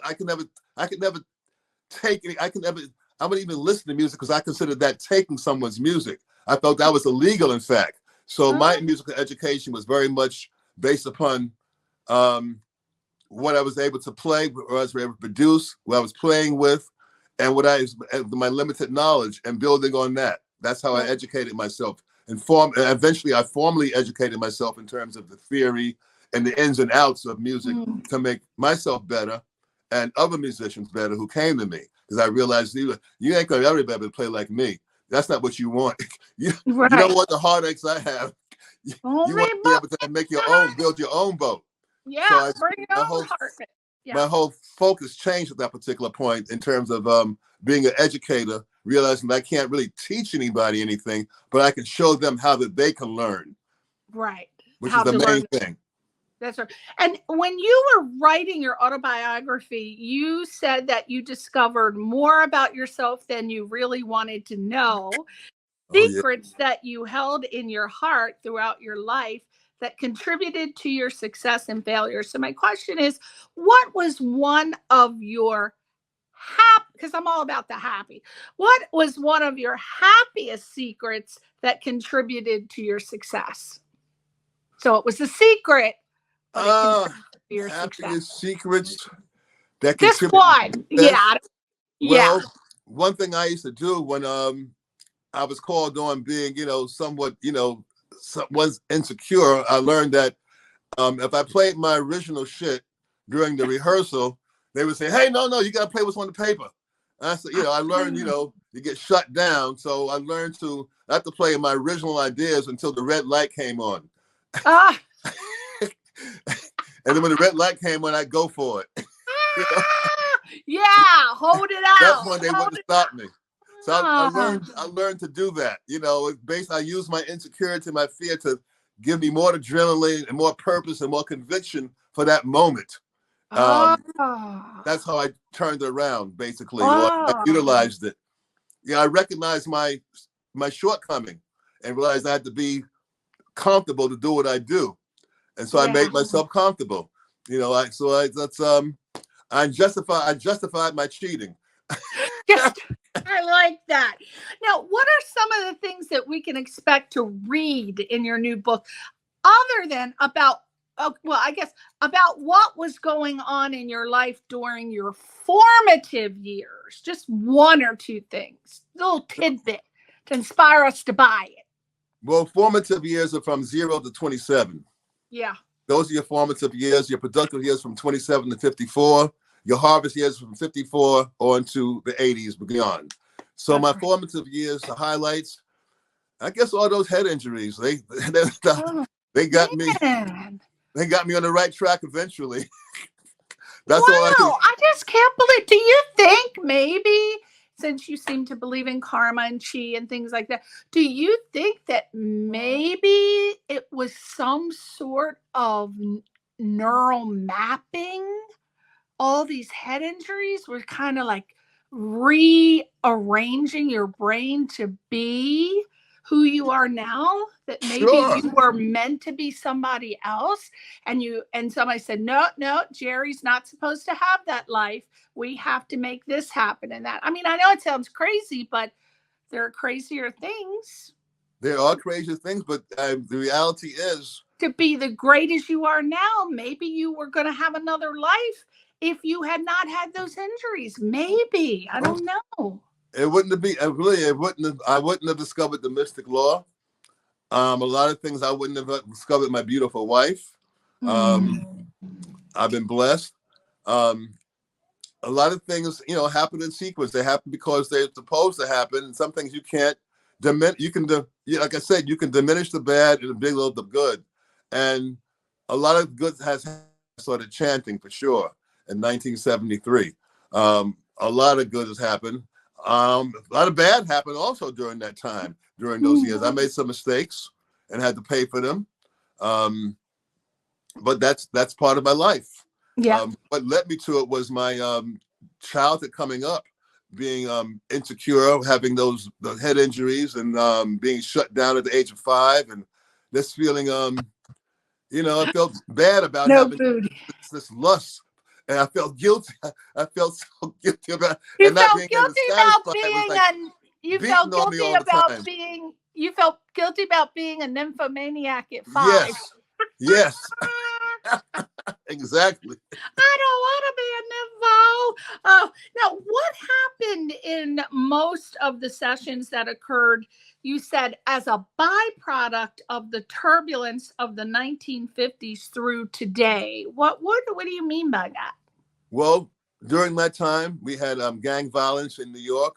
We had the Fordham Boddies would come in our neighborhood to try to come in our neighborhoods and terrorize us. We had the Vietnam War. We had civil rights. We had women's rights. We had all kinds of issues going on. Roe versus Wade was overturned, was actually put into effect, which is recently overturned, giving women's rights, taking their rights away now. So we had all these things going on. We had the Black Panthers. We had the assassinations of Malcolm X, Martin Luther King, John F. Kennedy, Robert Kennedy. I mean, the times were like, it was just played out. You saw everything. You had the killing of what's the young man's name? Who was lynched in Mississippi. His mother had the open casket. They made a movie about it recently. Okay, it's in the book. Okay, it's in the book. It's history. It's in the book. It's history, but it was very, it was very traumatizing to see, him see this open casket with his battered, beaten face. I can't. It's amazing. Well, it'll come to you. Yeah, but that was a lot of things were happening, which also inspired the music. It gave me a reason to make music. When Aretha wrote "Think," she was thinking about her own personal situation and the women's lib situation, and also this freedom in general. Yeah. Then recently, a few minutes after that, the Rascals recorded "People Gotta Be Free." In response to Robert F. Kennedy's assassination. So it was always something. We always had something to say during that time. And I want to go back. Wilson Pickett's "Hey Jude." Is that the "Hey Jude" that was done by the Beatles? Yes, it is. Okay, We so went down and covered that in Muscle Shoals. yeah, Wayne Allman. I've never heard that version. I'm gonna have to Really? look. No, Oh, I've never it's a heard big that. deal.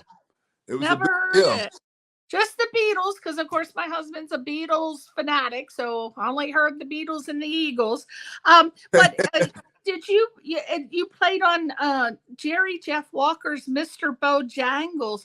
Why am I hearing someone else singing that? Who was the guy who made it very, very famous? Well, Sammy Davis Jr. also Sammy Davis Jr. There you go. Yeah, Mr. Oh, yeah, I just cry when I hear that. Yeah. Oh, I mean, that brings a tear to your eye. It's a beautiful song. I perform it with Lisa Anderson sometimes up in San Jose, and she does such a beautiful job with it. It's such a great story. It's a great story. There were so many songs that just, here, what's "In Come the Clown," here in the clowns, Mm-hmm. Here come the clown. I mean, they used to write stories about. You can sing too.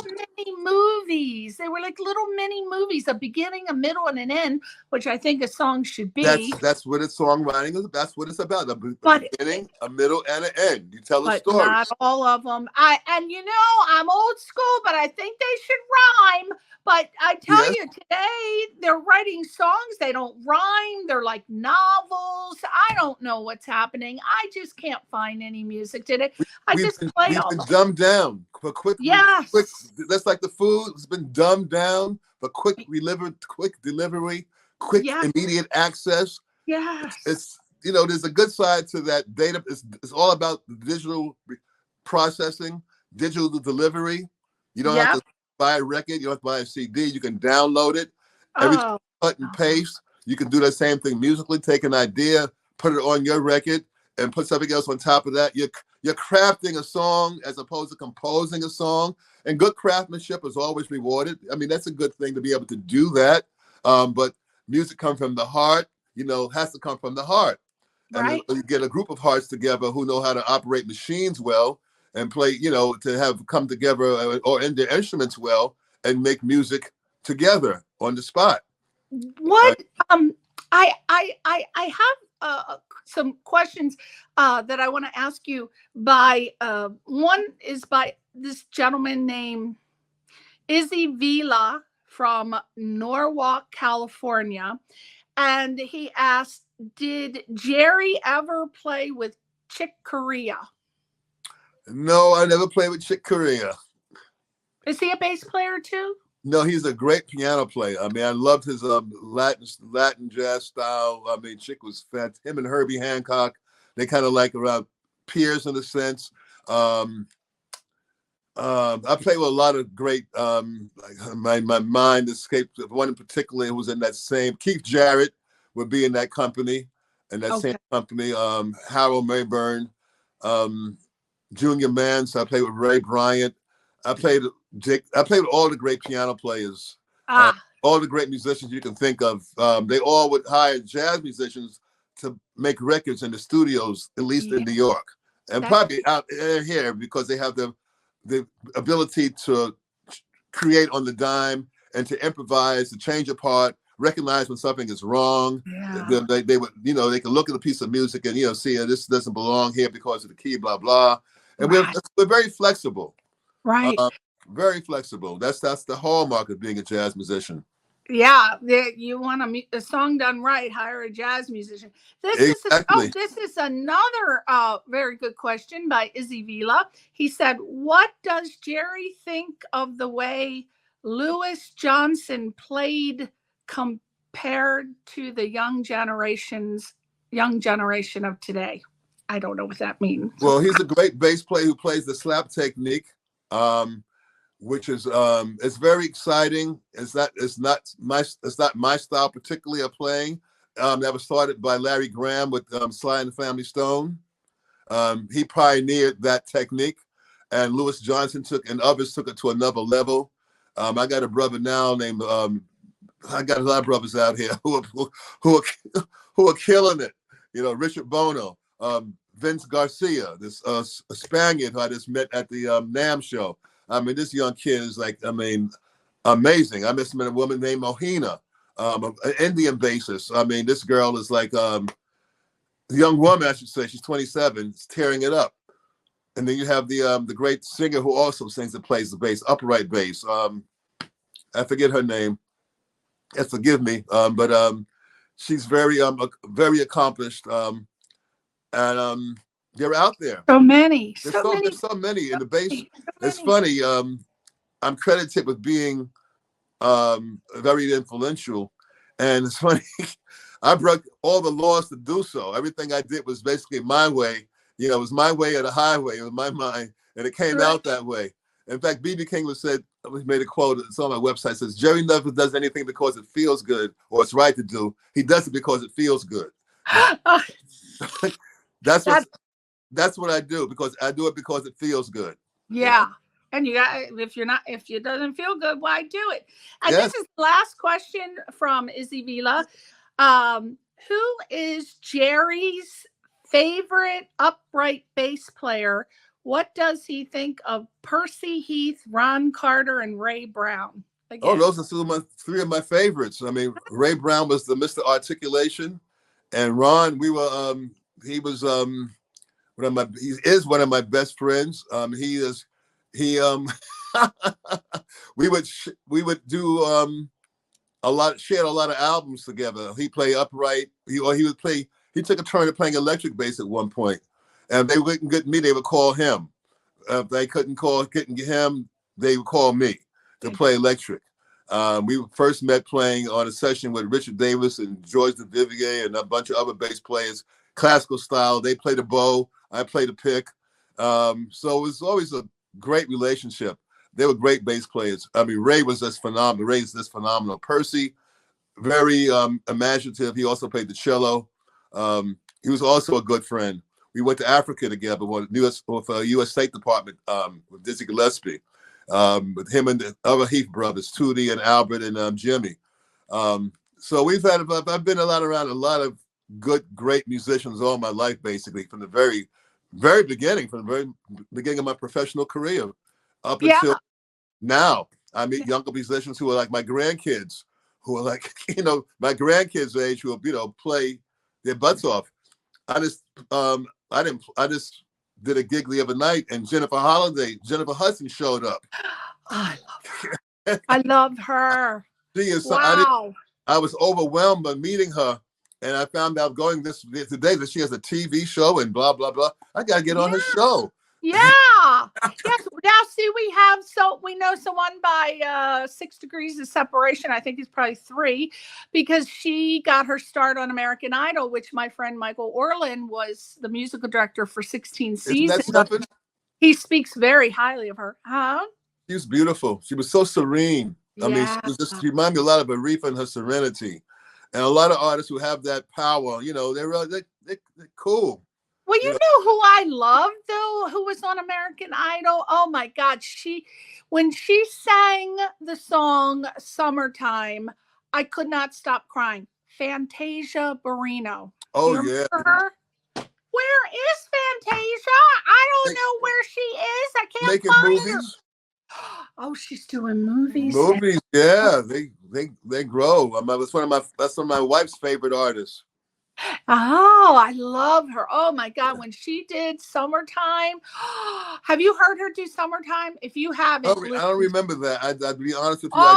You gotta listen to her version. It is the best. I've heard everyone do. Now, I like the way you said that her version. Everybody's version is unique. Yeah.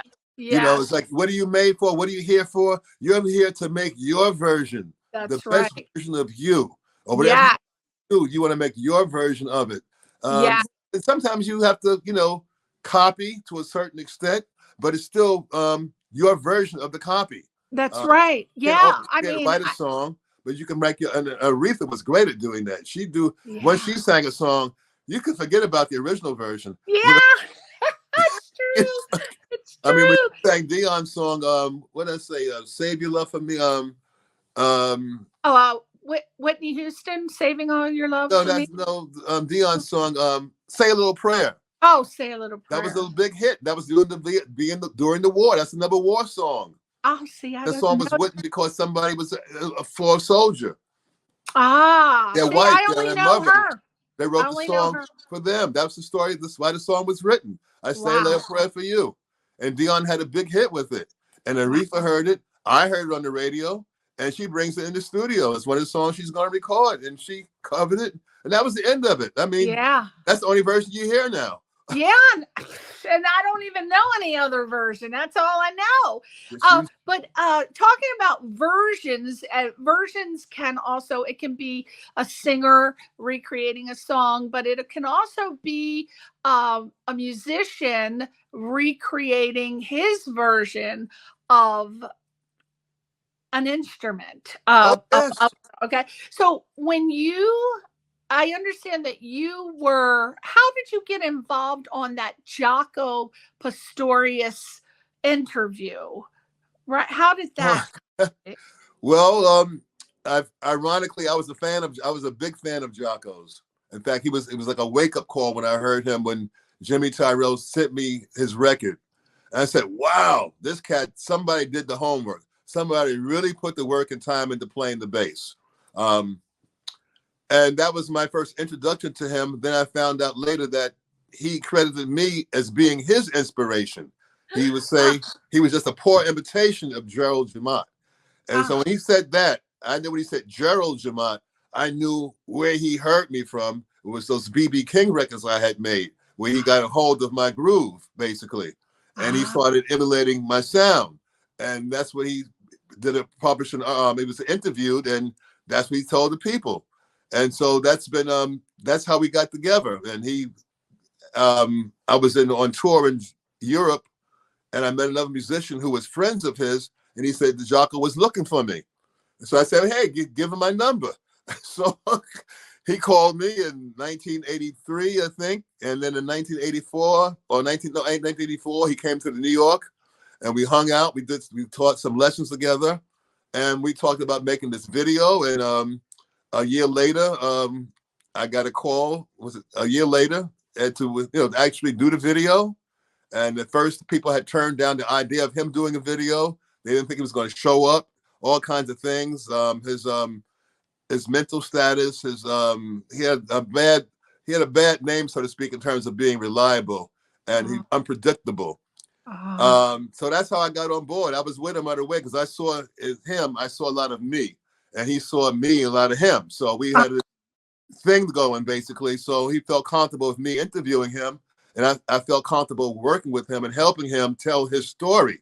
And I was committed to doing that. And when the day came, What?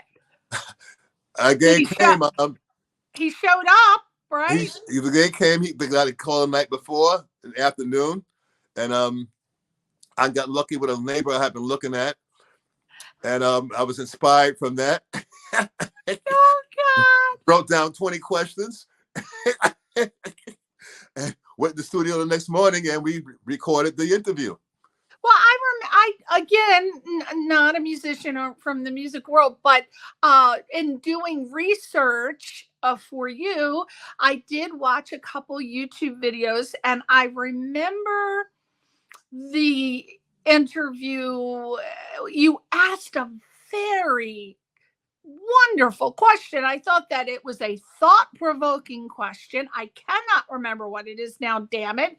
But you asked it, and I remember you were really expecting to get a complex answer. And he said something like, do you know what I'm talking about? He said, get the gig. Or, yes. You know what was the question? I know that was a damn good question. And he said, just get the gig. Let's make it happen. I'm like, did he understand that question? Yes.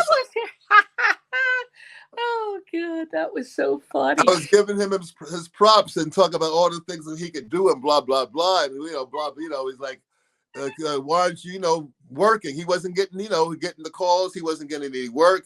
He was having a hard time. Oh, I gave him the opportunity to put it out there in terms of, his need and desire for work, whatever, to advertise that, hey, give me a gig. Yeah, I can do all this, but, It's a setup question. And I set him up to, come up with that answer, basically. Was he famous? Was he famous before he did the Again, I know the name. I'm not, familiar. He considered himself, he was considered to be the world's greatest bass player. Okay. And why is that? Because of his proficiency, his command of the groove, his command of the harmonics, his command of the instrument, his revolutionary technique, style, the instrument he was playing. He played a lot of fretless bass, which has no frets on it. So it means you have to actually make the notes and not have the bar accurately guarantee the note. The note is not guaranteed on a fretless bass. You have to be very precise and put your finger in the exact right spot every time. Whereas on a fretted bass, you use a margin for error. You can get close to the fret and you're cool. You want to play close to the fret. You're cool. Anywhere near there is cool. It might not sound as great as on the fret, but you're still cool. You're still making a good sound, a good solid sound. But he played the fretless bass, which is very hard to play. He played a lot of complicated stuff on it that nobody else was playing at that time. Well, actually, some others were playing that time. You had Alphonso Johnson. You had a lot of guys playing that style because he was the bass player with Weather Report, and Jocko took his gig. They chose him. They chose, once they heard it from Jocko, they said, goodbye, Alfonso. We want Jocko now. So, and that rhymes. Part of his legacy. And the thing he did with Joni Mitchell, the great folk singer, he changed her music, much like I changed B.B. King's music. He changed Joni's music. So there's a lot going on between us. Mystically. So you're saying he had like a signature sound. For example, if I heard a guitar player, I would know it was Santana. So I would say, oh, that's the guitar player Santana. So you're saying Jocko had that same thing, but with the bass. That's what you're saying. You would know it's Jocko, and you would know people playing like Jocko, trying to play his style. You hear people trying to play my style, which is relatively simple because it's basically rhythmic. And I was fearless. I take a chance, and that's, I think I realized people why they liked my style, because I was that fearless person. I go for it. I do something unusual, and people gravitated to that aspect of my playing, which I recognize as being like, everybody could seeing somebody in the middle of the ocean drowning and trying to grab a life, what do they call it? A life belt? A life raft, life raft, whatever, the circle of thing. Yeah. That's how it was for me. So and do you think that's exciting? That's exciting, because it's like you're creating a new style, a new groove. Why do they call you the groove master? Because of my ability to play just about every style of music that there is, and make it sound real. Incorporate styles, and it comes from my jazz background, basically.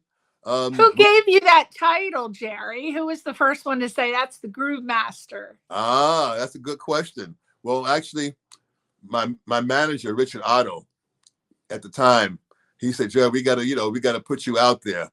And we did so by performing at the very first concert at the South Street Seaport Museum in New York. It used to be just a pier. It was a museum, the Sailors Museum. And they decided to have a concert there in 1977. And I was the very first artist to perform there. And since then, they've been like, that started my performing career, basically, as a solo performer, having my own band. So that's when the name came during that time. The Groove Master. You like it? I love it. You love it better than Juicy Jerry Jamont? Come on now. Hey, let's play that video.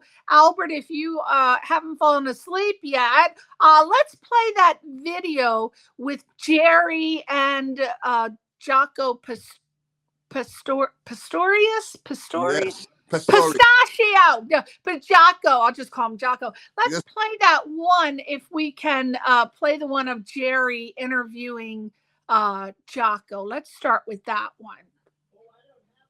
Oh, you don't have that one. Okay. Well, why don't you play one and then Jerry and I will talk about it afterwards. Darn it. I was hoping we had that. Okay. Who went on to play with B.B. King, Wilson Pickett, Gil Scott-Heron, Yeah. Freddie Hubbard, George Benson, Herbie Mann, Janice Ian, Laura Nero, Aretha Franklin, Roberta Flack, Al Kooper, Thad Jones. Yeah, who's who? King Curtis. I mean, Allman Brothers. I mean, how did you get that good? There was a bass solo you did with King Curtis on a song called Memphis Soul Stew. Oh, yeah.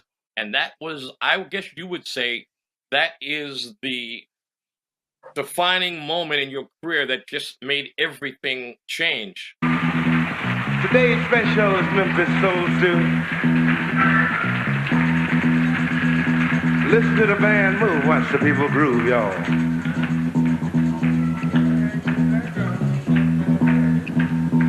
Give me about a half a teacup of bass.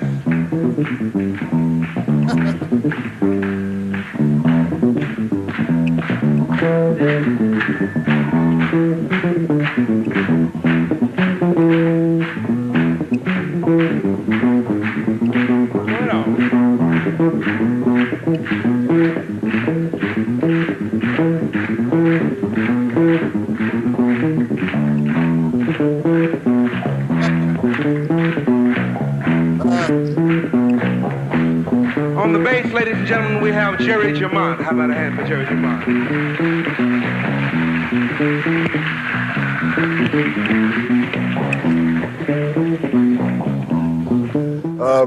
How I got started? I got started playing the upright bass. Right. I used to listen to Paul Chambers and that. Who did he play with? He was playing with the Miles Davis group. Okay. It really inspired me, and so I started playing acoustic bass, and I played classical music to learn the bass. And after playing for a year, I started working, playing in different bands, playing club dates. Right. Okay, when you made the shift over from acoustic bass, upright bass, to Fender bass, which was around when? 9 years later. 9 years later? 9 years later. Uh-huh. But the switch was made because of the music scene at the time. I didn't like what was happening. Right. And so I said, well, no, I want to play some music that would be more responsive, the people would be more responsive to. Okay, so I got into playing rhythm and blues music. Once I got into it, I felt I had a strong feeling for it, as I did have a strong feeling for playing jazz. So let's start off with the idea of, okay, here we are. We're gonna make some music. This is what I do. My my forte is improvisation. When I was made my name in the studio, they called me because they wanted to hear something different as opposed to what the normal thing was to do. And this appealed to a lot of producers, a lot of artists, and a lot of fellow musicians. One in particular note, Jaco Pastorius, who got into my playing. And it basically comes off of the idea of rhythmenting the harmony and the melody. So now I'm gonna march along with Steve. Give me a little eighth note beat. I have to tell him the tempo. He knows what I want. Okay. Now you hear his bass drum? I'm gonna mess around with his bass drum in the key of A.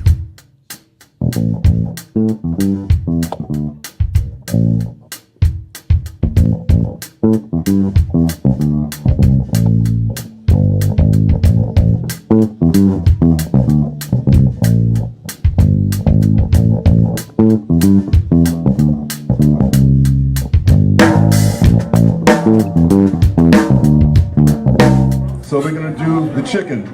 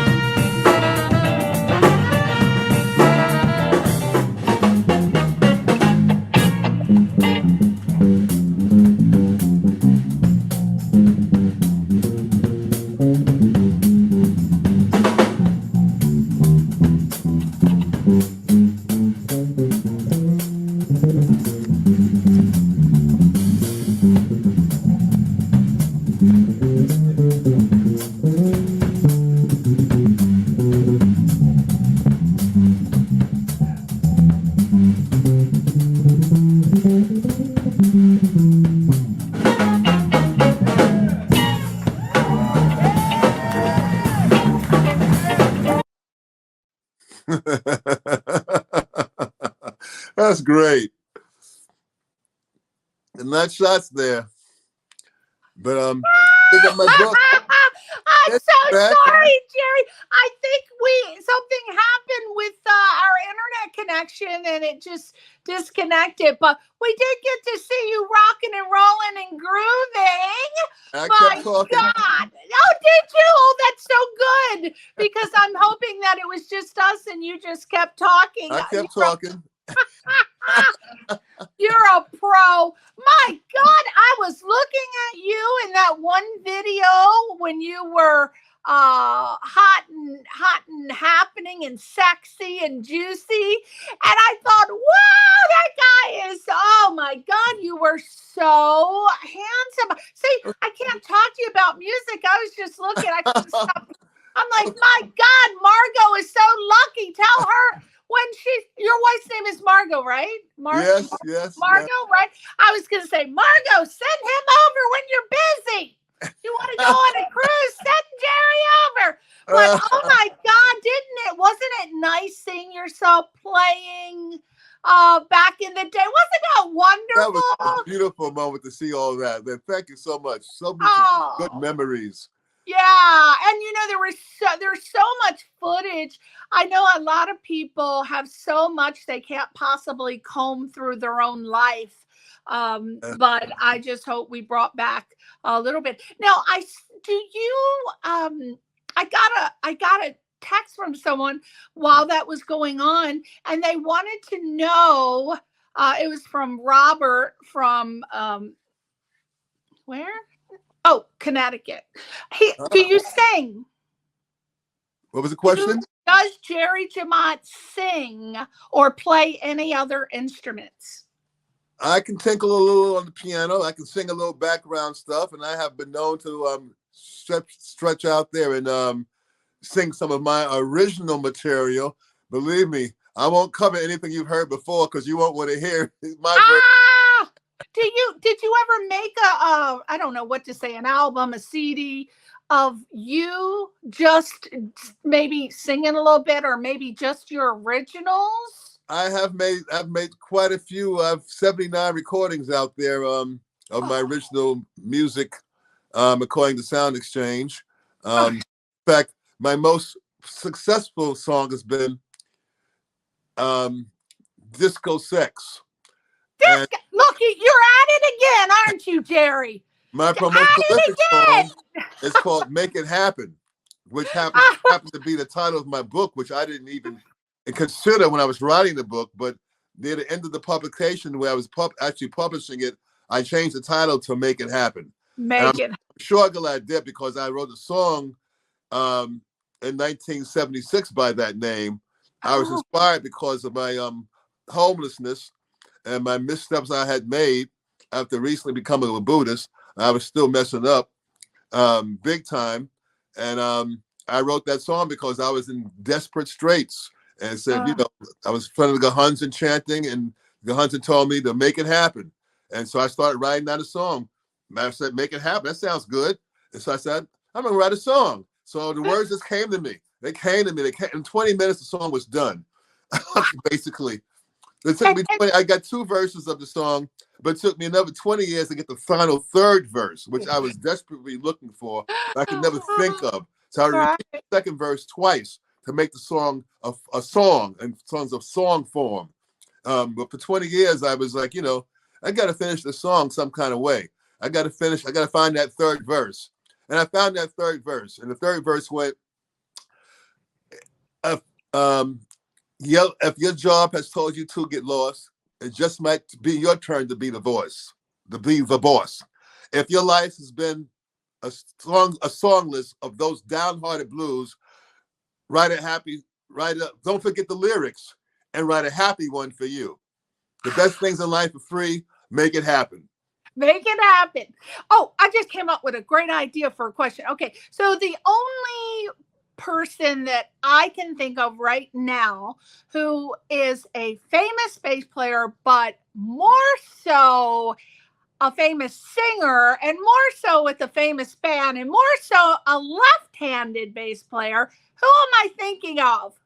left-handed bass player was famous band in the 60s? Oh, the Beatles, Paul Paul McCartney. McCartney. Of course.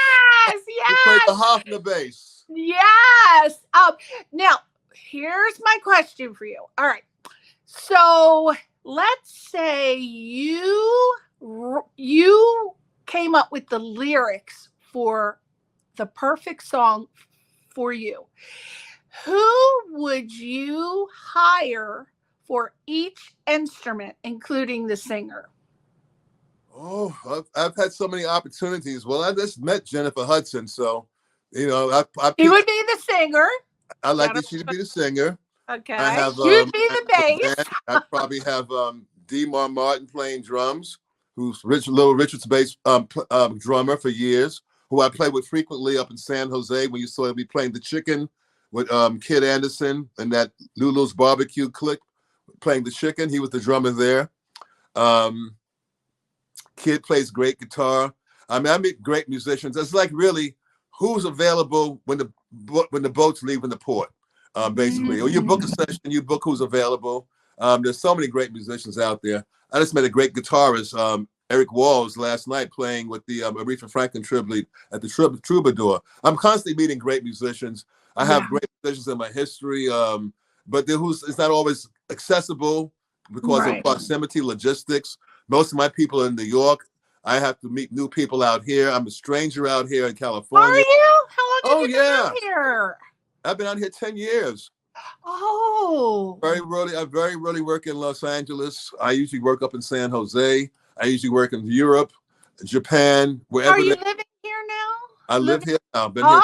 Well, we're coming over. Okay. We're gonna come over and have a jam session. Okay. I'm bringing my tambourine, and Albert can play the guitar, and you can play the bass, and we're gonna have a jam session because we want to keep you company. That's good. We're and Margot and I can hang out. Yep. You know, she was one of what do they Tina Turner, iCat. She was an iCat. She what? She was an iCat. For the Ike and Tina Turner? Yes, she was. Are you kidding me? And she was also. Oh my God! What song was she? Shake Your Tail Feather? She did them all. She was the live show. She did the live show with Tina and Ike, and she also did live shows with Elvis Presley. She was his background singer. Are you kidding me? Yes. What would I have seen her on with Elvis Presley? Well, she did the Vegas thing with Elvis. He was there for 5 years in Vegas. Oh yeah. She was doing that. Go ahead, Margot. So she should be the lead singer for your band. You need to put a new band together. Yeah, Margot's the lead.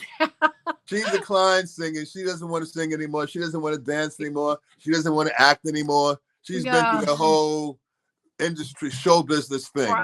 Right. From to singing, to dancing, to touring, to Broadway shows. Do you ever get tired of it? It seems like you've got boundless energy. I can't imagine you ever getting tired of it. Do you ever feel like I should just retire? But then what are you going to do? Well, she went to nursing, actually. She went to nursing. She became a physician's assistant. For 6 years and did that. And we met. She stopped doing that. And right now she's just a great housewife, great companion. Doing her thing. And a very lucky woman to be married to you because you seem to be a gem, Jerry Jemmott. You're hey, my husband Albert sent me a message. He wanted me to tell you. He wanted to let you know that he played bass with trumpeter Eddie Gale from San Jose. Do you know Eddie Gale? Remember the Eddie Gale band? I'm trying to think of the Gale. The only Gale I know is Larry Gale's. But no, I don't know that. But I'm glad that he was out Eddie there. Gale, yeah. Oh yeah, he's a fantastic jazz guitar player, but he's very shy. He's a very shy, humble person. He hates when I brag on him. He hates when I tell people how great he is. He gets very mad, so I can't tell people. He just likes to play his guitar and his music, and it's something that he just loves privately. Some musicians are like that. They just like to play for themselves, right? But he's fantastic. He played. Albert, who were? I want to know if Jerry knows some of the other jazz players you played with. Who's that guy named Button? Who? What was his name, Albert? Priscilla? Albert, will you please come here? I want to ask Jerry if he's played with any of those famous jazz. Who's that famous jazz? Eddie Gale played with Cecil Taylor. Eddie Gale played with Cecil Taylor. Oh. And who? Sun Ra. Sun Ra. Yeah, I know those. I know them. But who is that other guy you played with? That famous jazz player? Joe Pass. Joe Pass. Joe Pass. Joe Pass. Yes, Yeah. yes, You I play know with Joe. him? And his disciple too. He has a disciple who I played with at the Bohemian Club, the Republican convention a couple of years ago. I forget it. Prolific jazz guitar player who was a disciple of Joe Pass? Joe Pass, yeah. Who's Joe Pass's disciple, Albert? Oh. Teacher in USC. Yeah, quite a few, believe me. I can't help you. Anyway, Albert has played, he loves, oh boy, jazz is it. So I told Jerry that we're coming over his house. We're going to bring some food, and then you guys can have a jam session. I'm going to talk to Margot about her time with Elvis. I didn't know this, but now with Tina Turner being my absolute, she's like an icon to me. Now we're going to have something to talk about. So we're going to come over and keep you company. But I want to finish it up with you because I know you're going to be asleep in a minute. Make It Happen, the life and times of the Groove Master. Why did you decide, is this your last book? Well, I just thought about publishing Human Livestock. So I guess it's not my last book. It's going to be a shorter book for sure. And it has nothing to do with me per se personally. Right. It's my message to the world. But what was the question? I forgot. Wait a minute. Oh, because you've written so many books. Is this your only I imagine it's your only autobiography. Yeah. Is it going to be your last book, since usually people do autobiographies and it's their last book? Uh-oh, we lost Jerry again. Oh no, Jerry's gone again. Oh, okay. Well, there he is. He's back. I got a thing here. We lost you for a minute. Why did you decide to do an autobiography, and is this your last book? Well, my life has been filled with like many tragedies and major tragedies. And this came as a result of a so-called mini tragedy where my car was wrecked in the middle of the night. Somebody totaled my car that was parked on the street. And this the same day, the next day I got a call from a book agent. And I just happened to tell him what happened. We had been talking on the phone for some time previously, in years, I guess, because I knew who he was. And he said, well, hey, that's what happened. Why don't you write a book? Why don't you write your autobiography? I said, well, I guess I could, because I'm not working that much. And at this time, and after my car got totaled, my student, who was just the day there after my car was totaled, had written a check for me to replace my car to help me out, So the plan was, okay, I'm going to get this new car. And since I'm not working, I'm going to write my book. And I'm going to drive for Uber or Lyft and make some money and not worry about working. I can focus solely on the book and not think about anything else. So that was the plan. I did it for 2 years, and I wrote the book in the 2 years, and then it took 5 years to realize that nobody was going to publish it except me. And after 5 years of waiting, going to different schools, publishing houses, got no love, nothing was shown, nothing was happening. I decided, okay, I'm going to put it on Amazon and let it go and move on with my life. That's right. They'll take care of the advertising, the printing, and all that stuff. And I love the idea of the Kindle. I could put all the links in there. I said, oh yeah, I'm gonna have fun with this. So I rolled with it at that particular point. I just let it go. I just let it go. And like now I've just let it go. I don't monitor the sales anymore. I just try to make as many, promote it as much as possible, wherever I can. Basically, and his life has a life of its own. It's got great reviews from people. I mean, spectacular reviews. I've never even seen people's perspective of looking at the book and looking at my life and telling me that they're seeing their life through my life. I hear this all the time, that, you know, is seeing their issues and their problems and tribulations through reading about mine. So I'm really glad I wrote it just for that reason. It's really been inspiring to people, which I never thought it would be. People tell me how well written it is. I never thought I was a good writer. I have, a lot of good ideas, but to put them in context is very difficult. I'm dyslexic. I can't remember anything. So it was really wow. There's one story in the book where I started recording when the first time I met Wilson Pickett. They called me at 10:30 in the morning to come to a recording studio, Atlantic Records, because the bass player they had hired did not show up. And the musicians were there waiting for somebody to come in and play the bass part. And so I said, yes, I'll come down. I'll come down and make the recording. And I put the story in the book, but I forgot this was like, exactly what was there. And I'm writing the book. I'm putting like, who could have been there? Okay, so-and-so was probably there. So-and-so was probably there. I figure I'll figure out later, at some point. Yeah. Well, it turns out right before the book was actually published, I got an email from Switzerland, a friend of mine who sent me the Atlantic Records logs from 1968. And it showed where the recording I made when they called me at 10:30 in the morning was the very first recording of that year. It was January 4th on a Monday, which means New Year's Day was on the Friday. And whoever they called was occupied, maybe from New Year's Day. I don't have no idea. Yeah. But they didn't show up. Yeah. So I got the gig, showed up, and I played this thing. And the song's going to be in my transcription book because it was just so, it was just my idea of going in there and doing my thing when the red light came on. I said, I'm not going to play this till the red light comes on. Yeah, we know your secret now. Yeah. And I did my little thing doing the intro, and I used it, worked up doing the tongue, and that became, when you make history, you make the blueprint for people to follow you.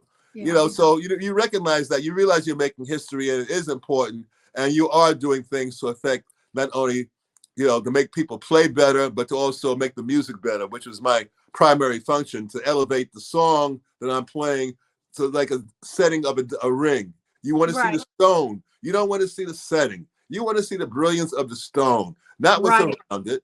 Sometimes you can have a song that has so much production, you don't even know the song. You hear all the production. You hear arrangement. You don't even hear it's good. It sounds good. It feels good. You're moving. You don't even know what the singer's singing, but you're liking it. Yeah. That's all the production. You don't hear the message, but you're liking it. So it's a song is a song. A record is a record. There's two different things, and they're not always the same.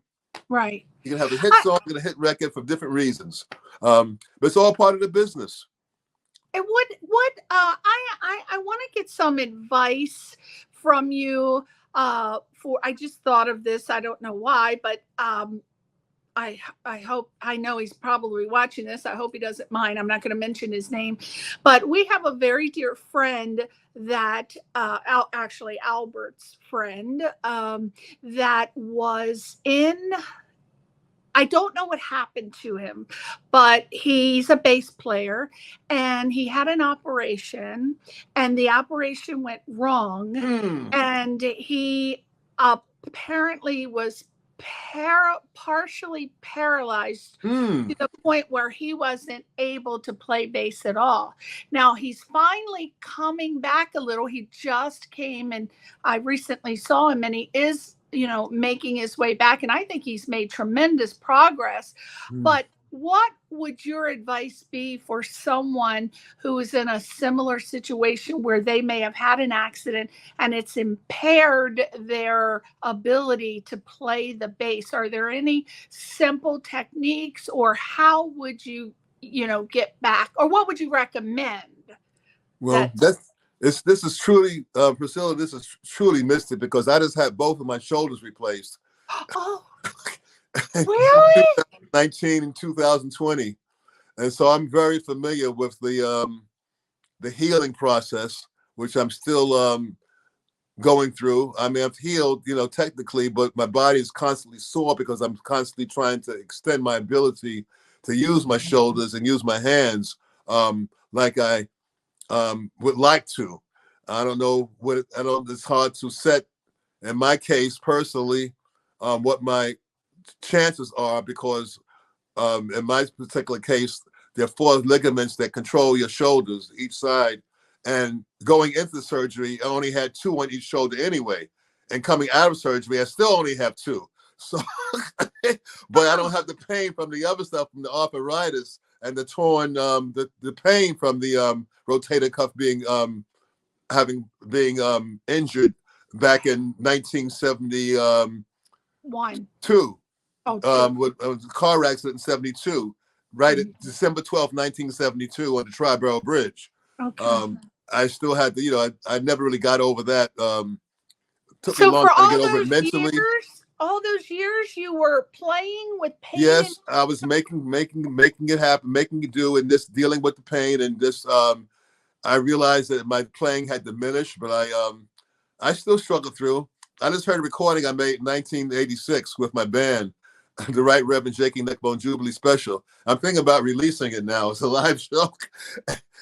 Playing was so good back then. I didn't realize I had, what I had to go through, and my goals now, after having my shoulders replaced and not being able to do anything for like years. I mean, I was just being able to button my shirt just this year comfortably, and being able to floss and use my fingers to do the floss thing just last year.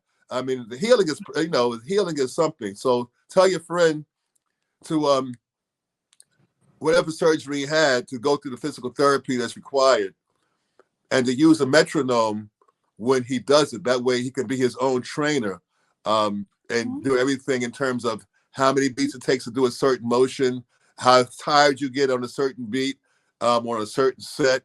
That way you can monitor and actually, with confidence, know that you're getting well, although you're sore as hell, you're hurting as hell, but you're only sore because you're putting the work in. If you don't put the work in, you're gonna not have the confidence to play because you haven't done the work. So you have to make yourself be able to work and be able to monitor the work, to know that you've done the work, because the insecurity of an injury can really tax you. You have to be able to know that you're doing the right thing at the right time and the right amount consistently, that you know you're making progress. And with that knowledge, you have the 3 C's. You have the courage, you have the confidence, and you have the conviction to achieve your goal, whatever that might be. And in the case of your friend, he's healing right now. It's a trip healing. My first surgery, I knew it was going to be crazy. I compared it to crossing a river instead of using a bridge with a smooth surface, you're using a spiral staircase with uneven steps. Some steps might be 6 inches, some might be 8 inches, some might be 2 inches. And it's all spiral. It's going to go around. It might be a side step, a back step, a up step. It's very, you have to really be on it and be aware of it and be patient with it.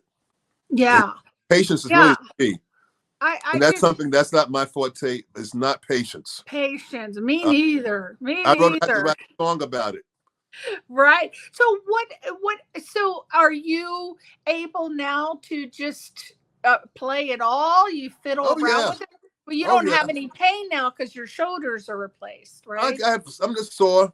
I'm just sore because I'm working all the time. I'm always, I do my thing. Doing exercise. I don't do it. I know the difference when I do it, when I don't do it, what time of day I do it. But the key is I use the metronome, so it's always like, I use 60 beats a minute, like the second hand of a clock. So it's It's right there all the time. It's always the same tempo. If it takes me 5 beats to do something, one day it might take me 4 the next time. It takes me 3 beats. And where did I feel the pain? On which beat did I feel the pain? So I've been able to like be my own trainer. I was in physical therapy for 4 years, basically. I stopped physical therapy last year. I said, I'm going to do this myself. You know, it's like this, basically somebody telling you what to do, and you know what to do. And it's just repetition, repetition, repetition. But you got to do it. Yeah. You have to monitor you're doing it. And the only way I can monitor is how much time it's taking me to do it, how fast I'm doing it. I spend an hour and a half every day when I do it, basically. And this is what gives me the confidence to be able to go out and play. And I'm on my way to Switzerland in a couple of months to do a gig, which I've been booked for the next 3 years. And I have to I got this gig after my first surgery. After my second surgery, they wanted me to come back, year after year to perform. And so it was a boost of confidence to be able to have that support, to be able to have something to look forward to, every year, basically. And to make sure I'm in shape, and for myself, and also to do the job properly, to be confidently. You have to be prepared. So you put time in. When you're, because you and I both lack the patience, but it is going to be, I imagine, a lot of repetition. So you should probably, even though you want to play really, is it sophisticated pieces, should you start with unsophisticated pieces, like small pieces, like Donna Lee, for example? Would you want to do that, or would you start with shorter pieces? I don't know how to word that. What I would recommend for somebody, you're saying? Yeah, who's been injured and they're coming back. They're coming back. Whatever level they were on before they had the injury, is where they want to get back to. Something, if they were on a Donna Lee level, you want to approach that. You want to use that and do it slowly. The tempo is the important thing of being able to play fast. Everybody likes to play fast because it's exciting. But the idea, if you really learn to get strong, you got to play slow. I learned from horn players. They would warm up. They play like long notes. Playing with the bow, you play long. You see how long you can bow and not hear the bow change. Up bow, down bow. So it's like seamless. You don't even hear that they're going from downstroke to upstroke. You don't even hear it because you're so proficient and handling it. So it's like seamless. But that's playing long notes, not quick notes, long notes, consistently. So it applies to basically every instrument. When I play electric bass, I'll play long notes with my left hand. How long can I hold the note down and have it resonate and feel good? You do things to make you feel good. Yeah. So have your friend play music he likes to begin with. Yeah. And use a metronome so he can counter. He can count how long it takes him to learn it or to perfect it to his ability, and what tempo. I mean, how fast can you play it? How slow you need to play it right. First of all, you want to, because you're learning your mistakes. So you want to play it slow enough so you don't make mistakes, because you will remember the mistake once you make it. I'm still learning Jingle Bells. Know how to play. I always wanted to play the piano, but when I was young, my mother tried to get me to focus on the piano lessons, but I just wanted to, run out and hang out with the girls and go to the mall and run after boys. I didn't want to learn it. So now I want to learn one song, Jingle Bells. So Albert taught me Jingle Bells, Jingle Bells, Jingle All the Way. And I play it every year, and I forget it every year. So I guess it's just not.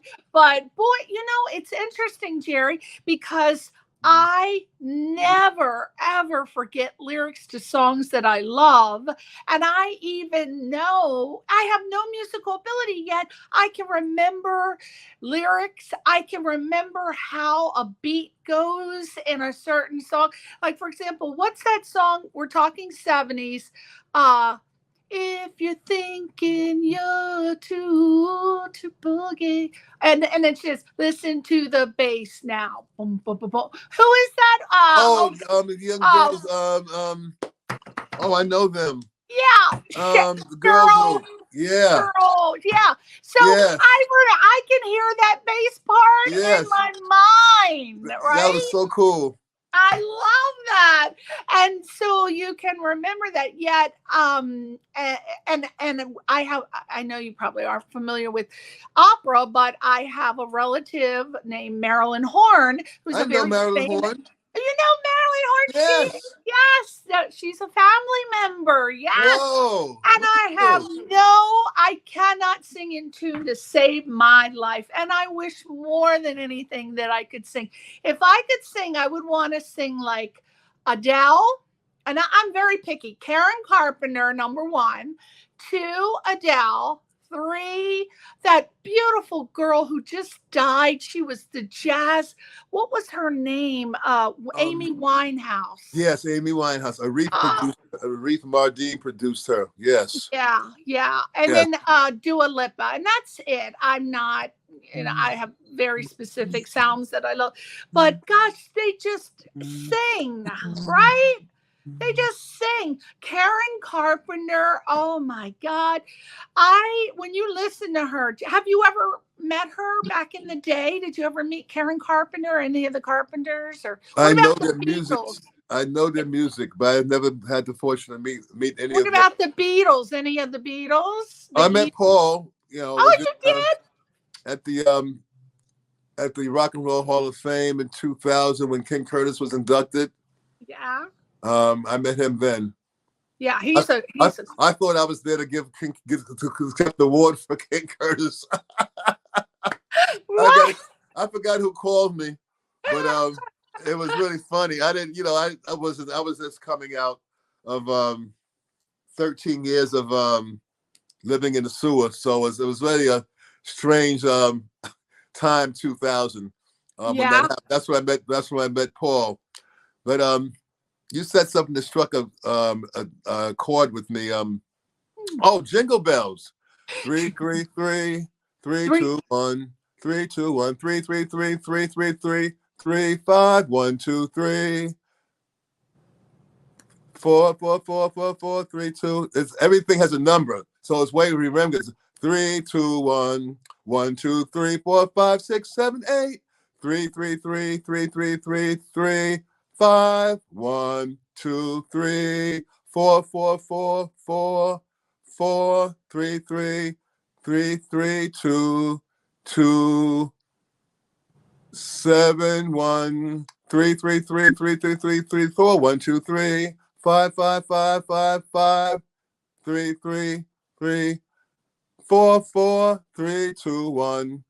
Woo! Yes. Now I would have been super impressed too if you could have done that in colors. Well, I can because what key do you want it in? Depending on what key you're in, it'll determine what color it is.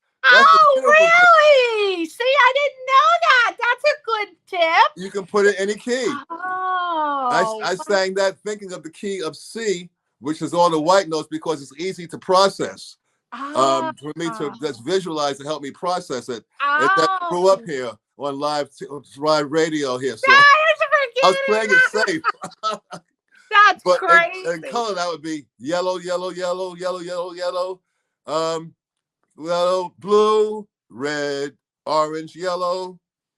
You can go from there. But if you go on my website, you can get the color wheel and play the game and do it yourself. Well, I'm going to do it. I'm going to look it up. Now, let's make sure we go to Jerry's website. He's on all the social media sites. JerryJemmott.com, Facebook, Twitter, LinkedIn, Instagram, YouTube, TikTok. And we definitely want to go to Amazon.com. Where'd you go? Wait. Oh, my God. There's Mona real quick. Please tell me the story about Mona.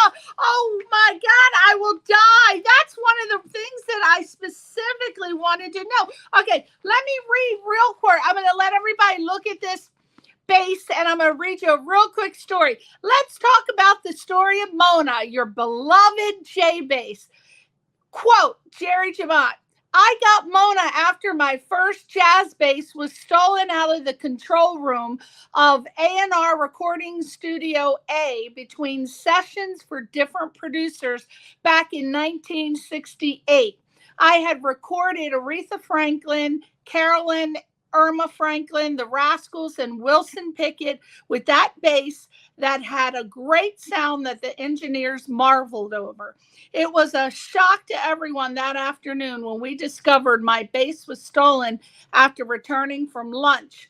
I went to a pawn shop on 8th Avenue and got Mona, although she didn't have a name then, and she's gone through many changes and neck swaps and upgrades over the years while I continue to record Aretha, B.B. King, Freddie Hubbard, and everything else since then. Where's Mona? She's right here. Oh, put a split screen. Let's see Mona. Oh my God, Jerry still has Mona. Oh my God, and she's still in excellent condition. Yes, better than ever. Oh my God, I can't believe you kept her so beautiful. What's your secret? What do you shine Mona with? What do you oil her up with? Lots of love, baby. Lots of music. Wow. Put good notes on her. Oh, so why Mona? Why'd you name her Mona? Everyone's going to want to know. Well, because you got soul, and she moans. She's got so much. She's back to the nympho verbiage. Oh, beautiful. She's so easy to talk to. Wow. I cannot believe you still have Mona. Look at that. Well, are you going to take her to Switzerland for your gig? No, I'm going to take Justice. I'm going to take Justice to Switzerland. Did you name all your instruments? Where's Justice? This is Justice. Oh, let's see. Oh, that's beautiful. Is that a black overlay? It's black, yes. Wow, look at that. Every one of your instruments you name? Well, my wife got me into naming them after we met. I usually just, my bass. I had Shafafa was that's the bass that Jocko played in the video. She was Shafafa. Thinking about Nat King Cole's song, what's the song he sings with some Shafafa on the side? Oh, yeah, with Shafafa on the side. There you go. You got it. Wow, yeah, I love that. I played that. Yeah. Wow. I didn't know what the hell it was, so I asked Google. I asked Alexa. She did. I'm sorry. I don't understand. So then I didn't know how to spell it, and I tried to Google it, but couldn't find it. So I know it's something you eat, right? Yeah, something a little extra special you put on something. Anything extra special. Put a little shafafa on the side. A little shafafa on the side. Yeah, I thought Billie Holiday sang that too. I thought I heard her singing that. Not probably that lyric. Yeah, you remember lyrics. That's funny. I don't remember lyrics at all, but I played lyrics. Oh. There's so many songs I played and don't know. I could sing the melody, know the melody, but don't know the title because I don't remember. Wow. Yeah, I remember lyrics for That's sure. Great. And I remember signature sounds for me, like Santana. I would know a Santana song for sure, and of course, Hotel California, the guitar part. Oh my God. And I don't know if you really liked way back in the 70s, Barracuda. It was a song by Heart. And the bass part was really good.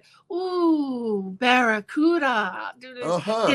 Yeah, if you listen to Heart, had some great bass. And I mean, there's so many signature parts, but I don't hear it, Jerry, these days. Where are they? You hardly even hear a guitar in a song these days. Well, it's all production. But, it's funny.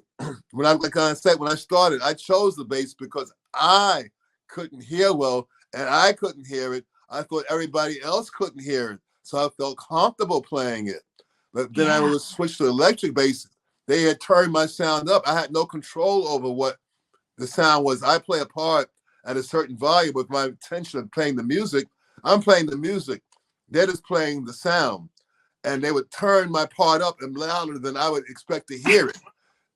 Oh my God. You see? So now I look at the bass as being, I realized as I got into the studio more that the bass was the most important instrument. Had I known that, I would not have chosen it. I didn't want to be important. I didn't want to be stand out. I wanted to be in the background. That's cool. And this, this, I was very shy, and I didn't have that kind of aggression, but the passion to play it gave me the feeling I got from playing it, and the reaction that people got from me, that I got from people when they saw me playing it, motivated me. So that really pursued my upright career. And when I switched to electric bass, it became, well, I'm making history now. I got to play it and show myself. I got to show them what to play.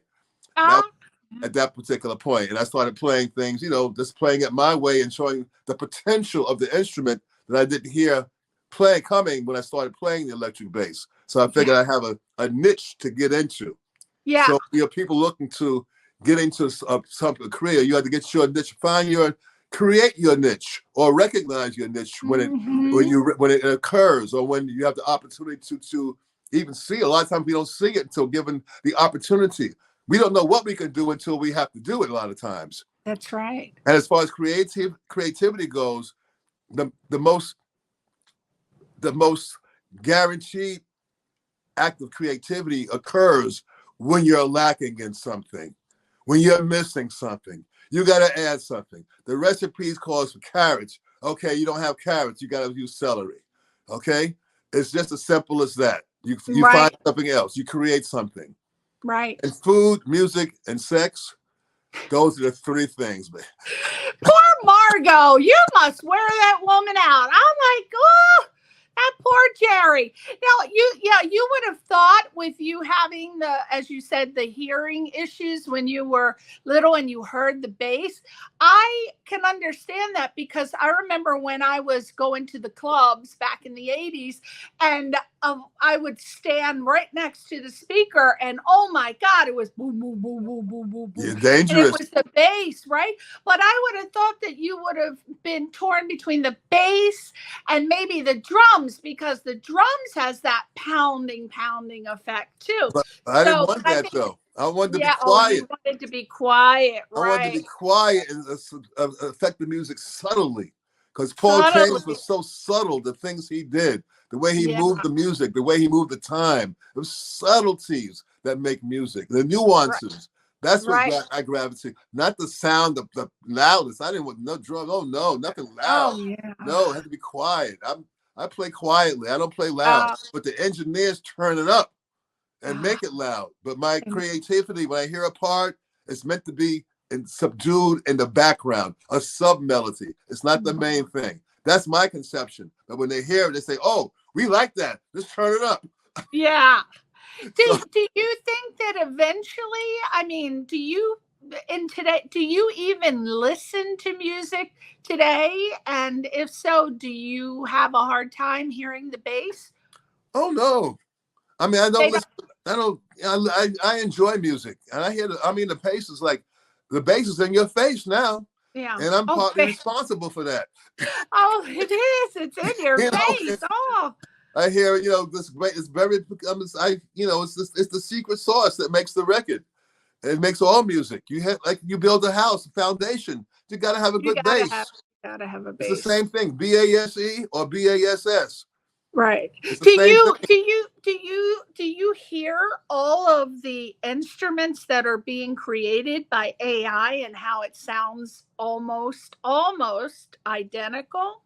Yeah, I've heard some of the stuff, and it's incredible.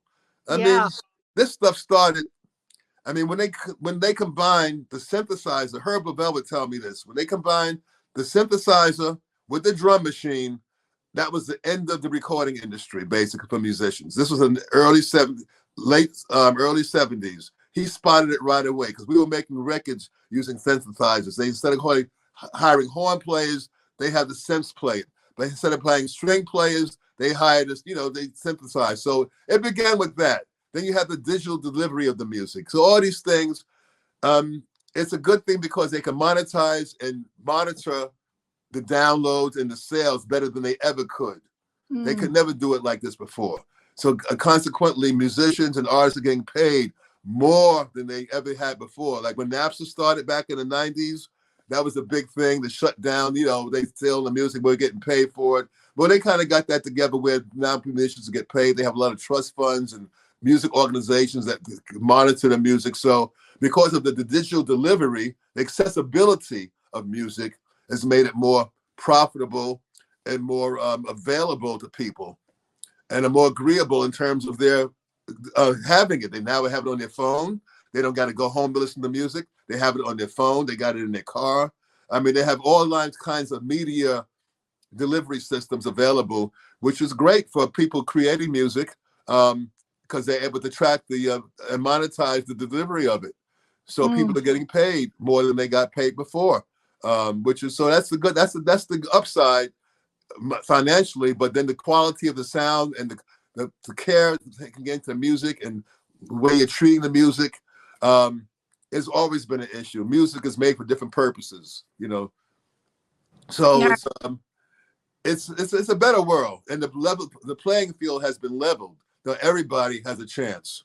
Before it was just big companies making the records and stuff. Now, like I mentioned, Billie Eilish, she got a Grammy for making a record in her bathroom, basically. So you can do that. So, like, you know, that's my thing with my music education is to level the playing field to make it possible for everybody to understand how music works, how it's created, how it's improvised. Really, that's that simple. Once you know how it works, you can play with it. It's like making a meal. You know how to cook. You put things together. You know how to add the seasonings. You know the basic ingredients that you have to need, and then you know the things you want to add in special, your own amount, blah, blah, blah. It's all part of the creative process that we have to go through. And music is a great way to expand the mind. They say a musically inspired mind is something to behold. Right. And what it takes to make music really requires the mind to be engaged and activated, alert, energetic. And the endurance factor is so important. And then having the passion, I call it I got a lot of talk about how what it takes to make music. I call it the 10 elements of solar energy. You have skill, the groove, you have creativity, knowledge, and you have technique. You have those things that you can measure. But then you have the intangibles like mental fortitude, physical endurance. Yeah. And then you have I'm forgetting now my own words, but that's why I write books. That's right. Because I can't remember it. What is solar energy? SOULER. And is that your band or what? That used to be my band. That used to be my expression of true Buddhism in terms of expressing how it works, how the mystic law worked. That was my way of personally expressing my entry and practice of true Buddhism. I decided to look at it that way in terms of what it really, this on a human basis, what it really comes down to, interacting with the universe, putting your soul out there, connecting with other people, and people coming together from different walks of life, different civilizations coming together with a common goal. So I established a nonprofit organization that does that, and we work with the environment also. We were into climate change way before climate change was happening because we're looking out for Mother Earth. That's part of our mission. And my partner in New York, he's a producer of WPIX. And we put this together where we work with the environment and we work with education within the arts as music being the focus. So that's how it evolved from my band to my nonprofit organization to basically everything I do. This is my expression of where I come from in terms of my Buddhist practice, my Buddhist training, which gives me the enlightenment and the wisdom to do things on a higher level. And do you are you part of the musicians union or no? I left the union quite a few years ago when I had a case and they didn't sign in my favor. I had a session with Salvador and I forgot I was booked, and I called my buddy to go through the session for me. And he didn't show up. He showed up so late. that they sued me to pay for the session, the overtime. Oh my God. So I still get my checks. They still pay me my checks for my for whatever royalties I get. But I'm not a card carrying member. And they've known for not standing behind the musicians. They were notorious for that. So I just left them aside and parted ways. Do you, by any chance, know my? He was a guest on my show. Friend, his name is Narada Michael Walden. He played. I know of him very well. Yeah, he played on "Don't Stop Believing," separately, I think. He was one of the record producers for Whitney Houston's "And I Will Always Love You," Mm-hmm. and he played with he was with what. Aretha Franklin on Respect. He was I believe one of the record producers for RESPCT. So I thought you may have run in his circle, but he was a guest. Oh, lovely man. I believe for sure that Respect was recorded in New York in 1840. Actually, what did it 1841 Broadway, I believe. What? Respect, the Aretha Franklin song? Respect? Oh yeah, I think that was done in New York. I know she did her first records. She might have done it. It might have been done in Muscle shows because that's Tommy. That's Tommy playing on Respect. Oh, but now what did he's a record producer and he played or was one of the recorders on Respect with Atlantic Warner Brothers. Probably means no. Well, he was he began his career as a drummer working in jazz fusion, and I know that he ended up playing with the Chick Corea, Jaco Pastorius, Jeff Beck, and he was out there. Yeah, and then he was worked with Whitney Houston, Aretha Franklin, Mariah Carey, and I don't know and in Journey, obviously replacing Steve Smith in Journey, but I don't know if he was a record producer or he actually played. I can't remember. Well, he did both. He did both. He worked with Aretha. I know after my time, and after long after. I mean, she was making a lot of records, doing a lot of young producers. He was one of them, I know, that recorded a lot of some of the great music. I mean, that came out. I mean, my favorite one was Pink Cadillac. Who's Zooming Who? Who's Zooming Who? Yeah. Oh yeah, I remember her sitting in the back of that Pink Cadillac. Oh yeah. Wow! Didn't you love her? We did that. He would perform that when I performed with her in 2014, 2015. That was part of her set. Okay, so he worked with her on that one as well. I only knew about the recording. Yeah, sure. I can remember him being involved in those records in the 80s. Yeah, I didn't remember. Let me see if you recognize him. Like can you see him?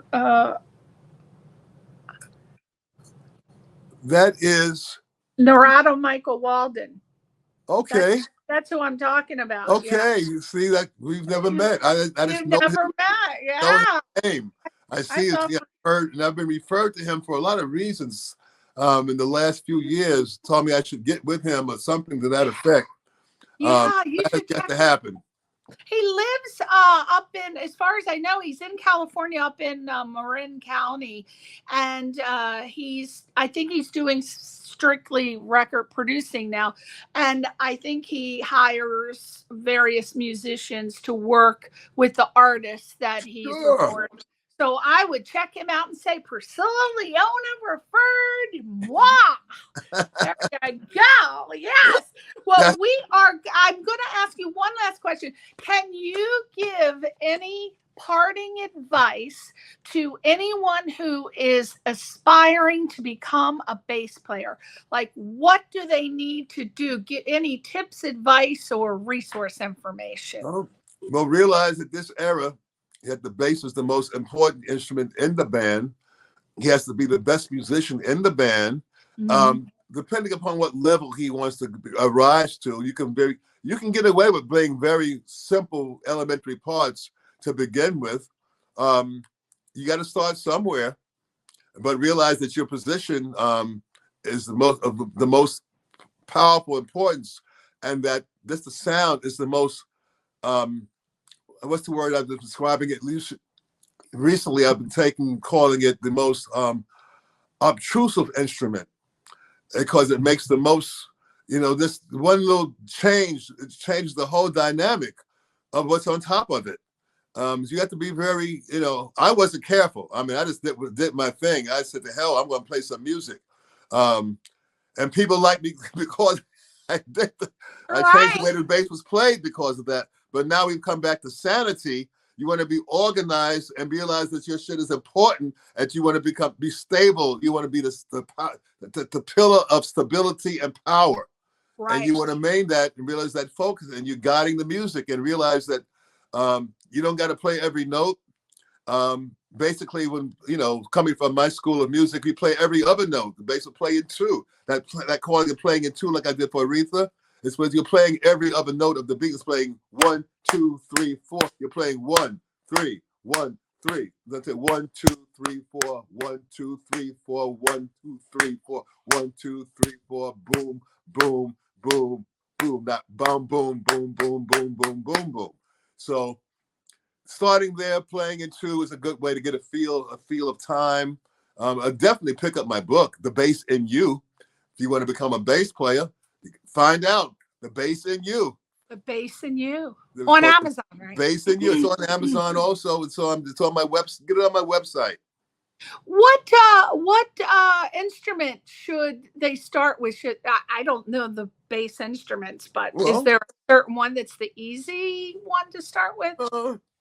You can start with the upright bass. It depends upon your feeling for the bass. The acoustic bass. You can start with the electric bass. But it's wise to learn music. I recommend learning music before the instrument. That's why I wrote my book, There's Music in Everyone, to understand the language of the music before you pick up an instrument. What do you mean, like learning how to write notes? No. Knowing the note. That's like the Jingle Bells is 3, 3, 3, 3, 3, 3, 5, 1, 2, 3. In any key, it's going to be those scale degrees. The third degree to the fifth degree, down to the first degree, the second degree to the third degree.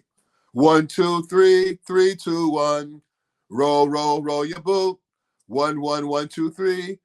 3, 4, 3, 4, 5.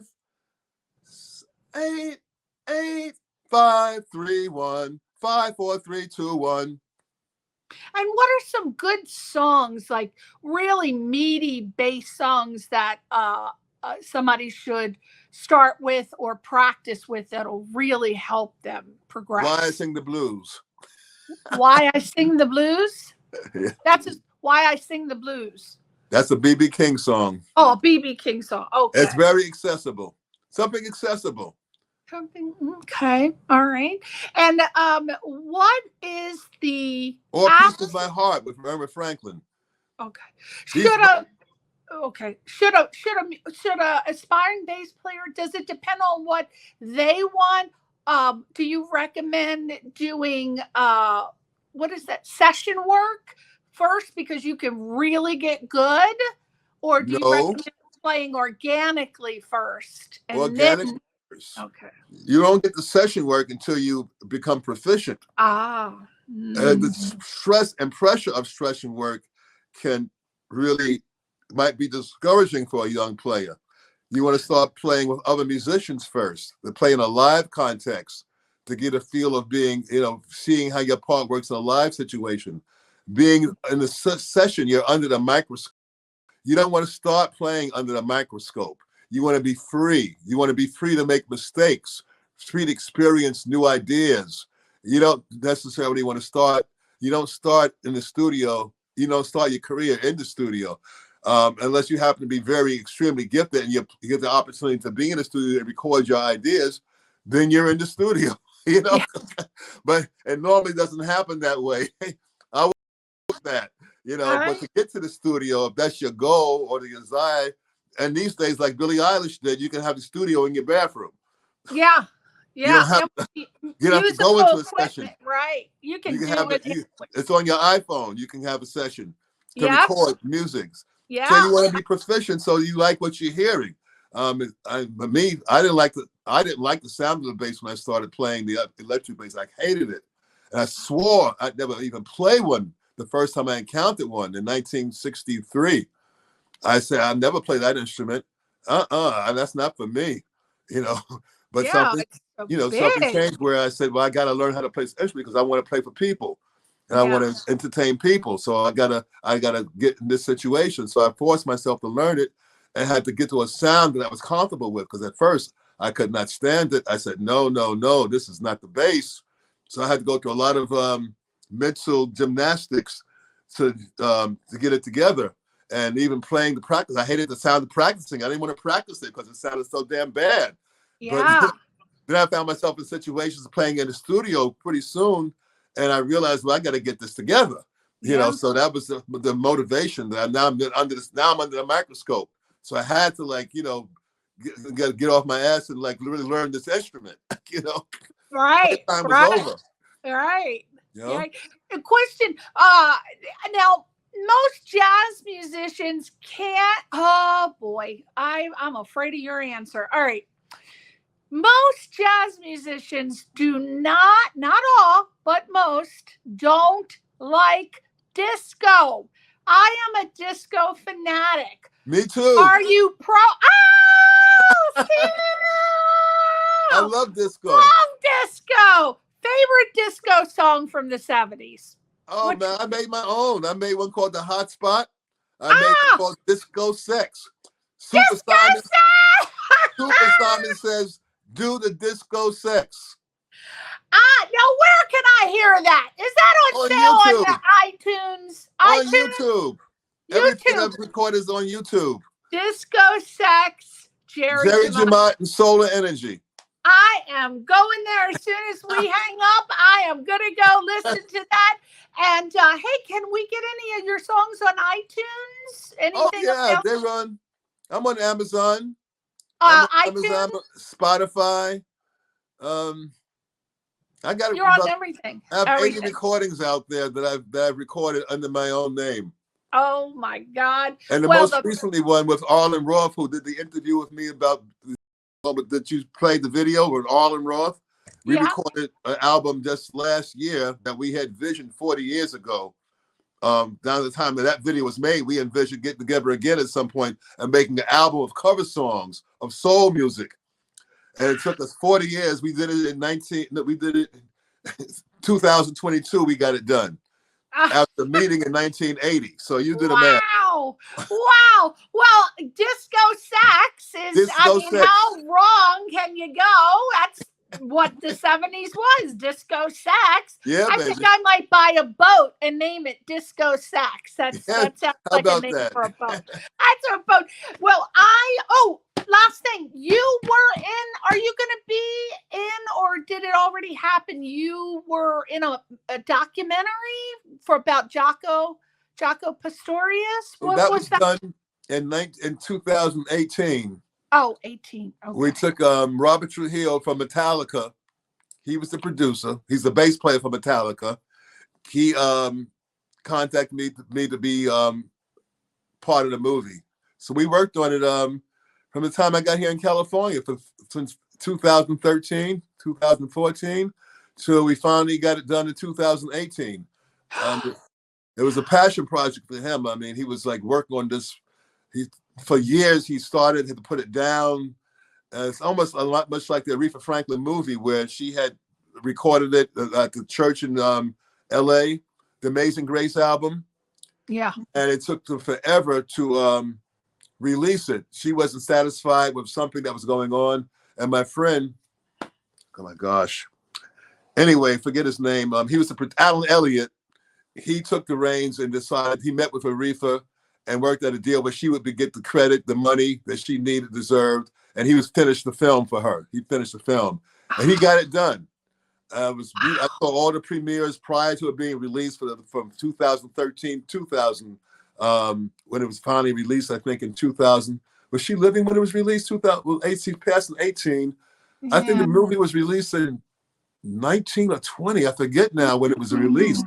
But it was amazing seeing the people who had heard the record all their lives, seeing the witness the actual production of it in the church and see how it was put together. It was just incredible. And to see the look on these people's faces at the premieres and see how joyful they were, experience the movie, it was just wonderful. I mean, Alan got it done. You know, you start a project and sometimes you're not, you know, they started this in 1970. They recorded that in 1972. Yeah. King Curtis died. They recorded that. They went through, they took that project on. So Alan got it done with her blessings.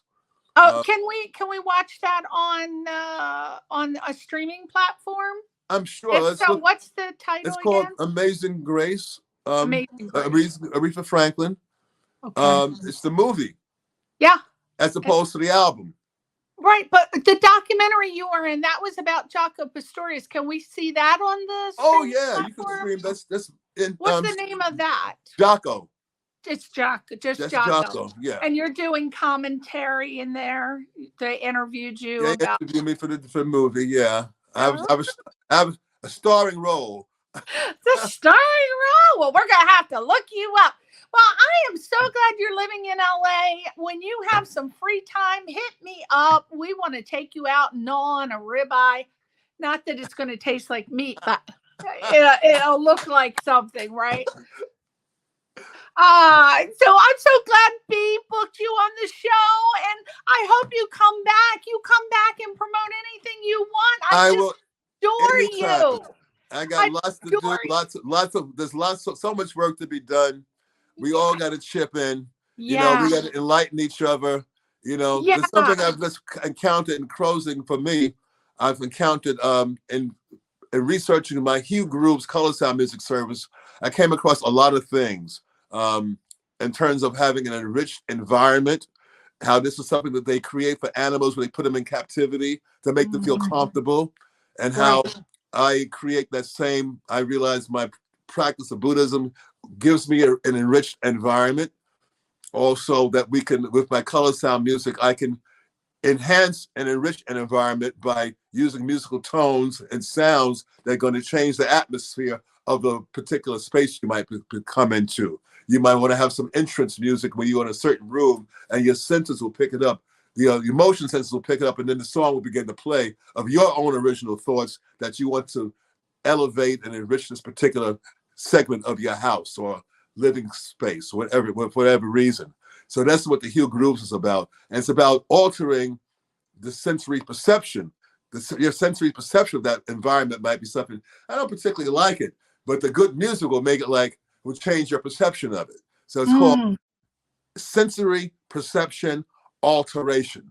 The same thing happens in reverse when you all of a sudden something doesn't taste good to you, or somebody they don't sound the same to you. Something, your senses are telling you that, stay back, stay away. It's usually a survival reason why something turns you off, because your sensory perception has been altered for some reason. They might have said something to you, so now you feel different about what they are.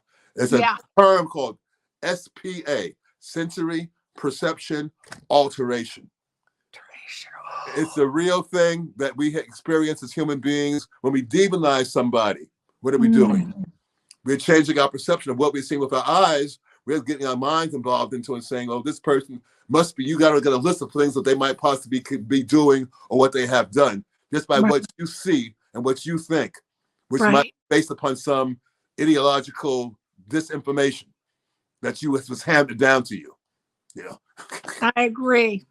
Well, last question. I swear this is it. I love you and I want to talk to you forever. All right. Other than any song that you wrote or played with, what do you feel is the most difficult song to play the bass?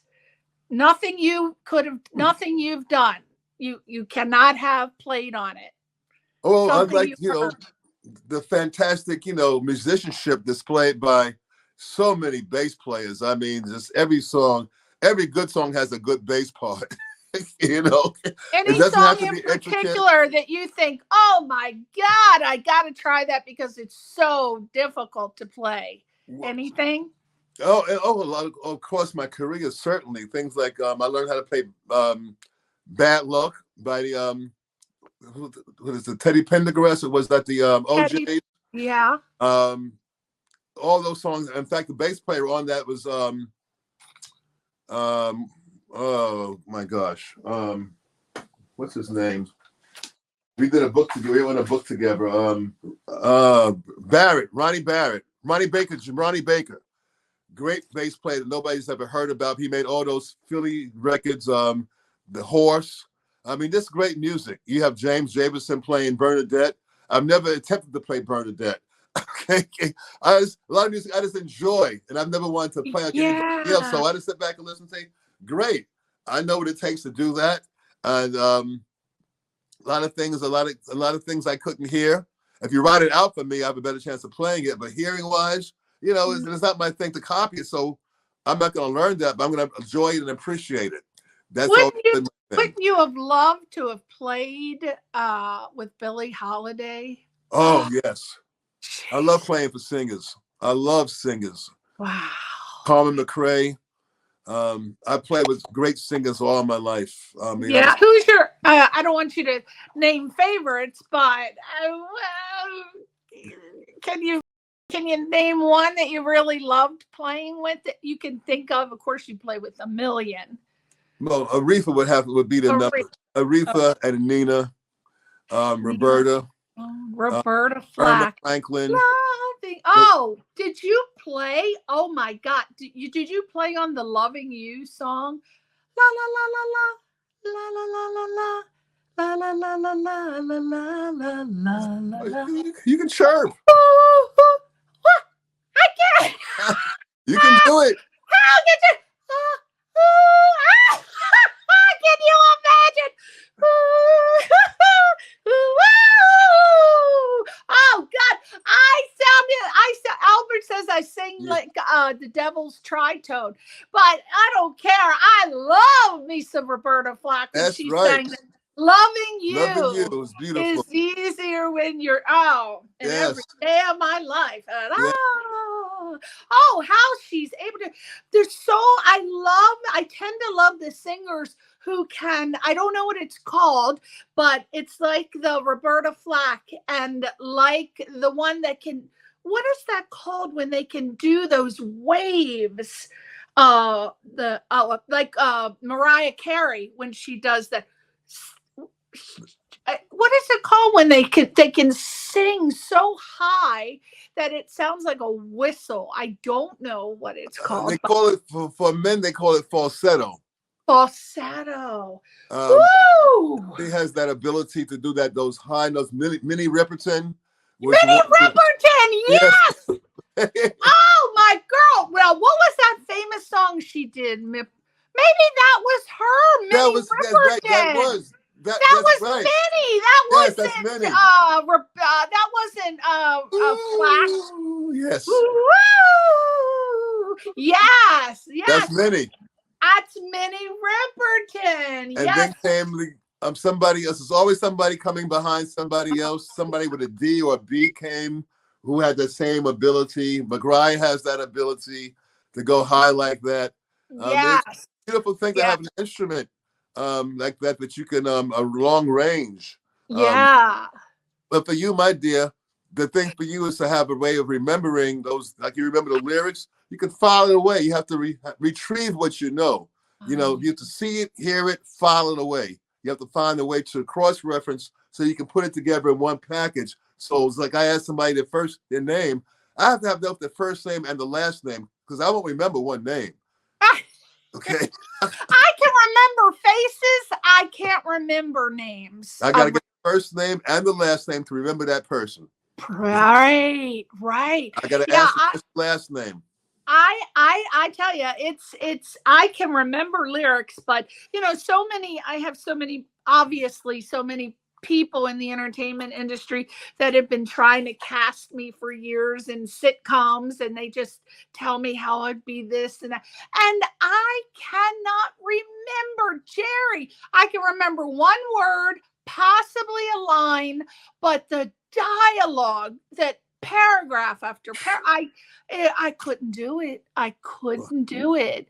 And it's not because I wouldn't love to do it. I just cannot do it. And I've tried singing. I've tried doing the color thing where I tried singing the lyrics. I've tried everything, but it's just not natural to me. But I keep trying because I love to sing, and I'm just going to keep on singing. That's right. Whether you call security on me or not. I'm going to Don't stop. Don't stop. Out. That's right. Don't stop. Oh, like my mother told me. My Yeah. mother told me not to sing. That's what my mother told me. She said, "Don't give up your day job." I'll never forget. I was in a film with I don't know if you're familiar with the sitcom was on in the 90s called Friends, and I had met David Schwimmer, and we did a film. David Schwimmer, he was on Friends. It was a sitcom in the 90s. Okay. Friends, yeah. Okay. So anyway, I do a film with him. We become friends, and no pun intended. We go to hit the wrap party for the film, and guess who is there? I nearly died. It was Steve Perry from Journey, one of my favorite bands of all time, right? So he's with this 6 foot tall, blonde, and so I don't look at celebrities. That's probably why I have so many celebrity friends, because I don't look at them as being celebrities. I just talk to them like I'll talk to anybody. I don't care. People. I couldn't care less. But I went up to him and I said, "Do you know how many hickeys I got in the backseat of a car from your songs playing?" Oh my God, he loved it. And he's a quiet, introverted person, and he's hard to get to laugh, but he loved that. And I said, "Let's do the duet. Wheels in the sky, keep them turning." And he was like, "Yeah!" And that just brightened him right on up. All right. But I just said, "I'm just going to keep on singing." And he said, "You keep singing." He said, "It doesn't matter. If you love it, then other people are going to love you singing it, because they're going to see the authentic joy." So I'll never forget what Steve said. I really appreciate it. Great advice. I want to thank you and ask you to come back on whenever you want. Let's make sure we get your website out there, jerryjemmott.com, Facebook, Twitter, Instagram. Oh, actually, it's X now. TikTok. I can't believe you're on TikTok. I'm on TikTok. I got to go look you up on TikTok. And you want to read some great articles about Jerry. There's a website called notrouble.com. Oh, just some fantastic interviews. That's why I got most of my footage about you. Right. So last thing, Inventor. Did you invent is that the color? The color sound system. Thank you. Thank you, Mr. Jerry Jamont. I hope you had as good of a time as I did. I had a wonderful time. I'm taking it with me. Please. Like Nina Simone said, take this one home with you. That's right. And listen, we'll go out and have dinner. Do you remember in the 70s there was a sitcom on called What's Happening? Yeah. Okay. So one of my best friends in the world was the guy who played Raj, Ernest Thomas. Okay. I'm going to bring him over to your house and we're going to eat. All right. Okay. Thank you, Jerry Jamont. Have a nice Priscilla time. Leona. We'll see you next week. Bye. All right. Have a good day. Thank you. You're listening to Question Reality with Priscilla Leona.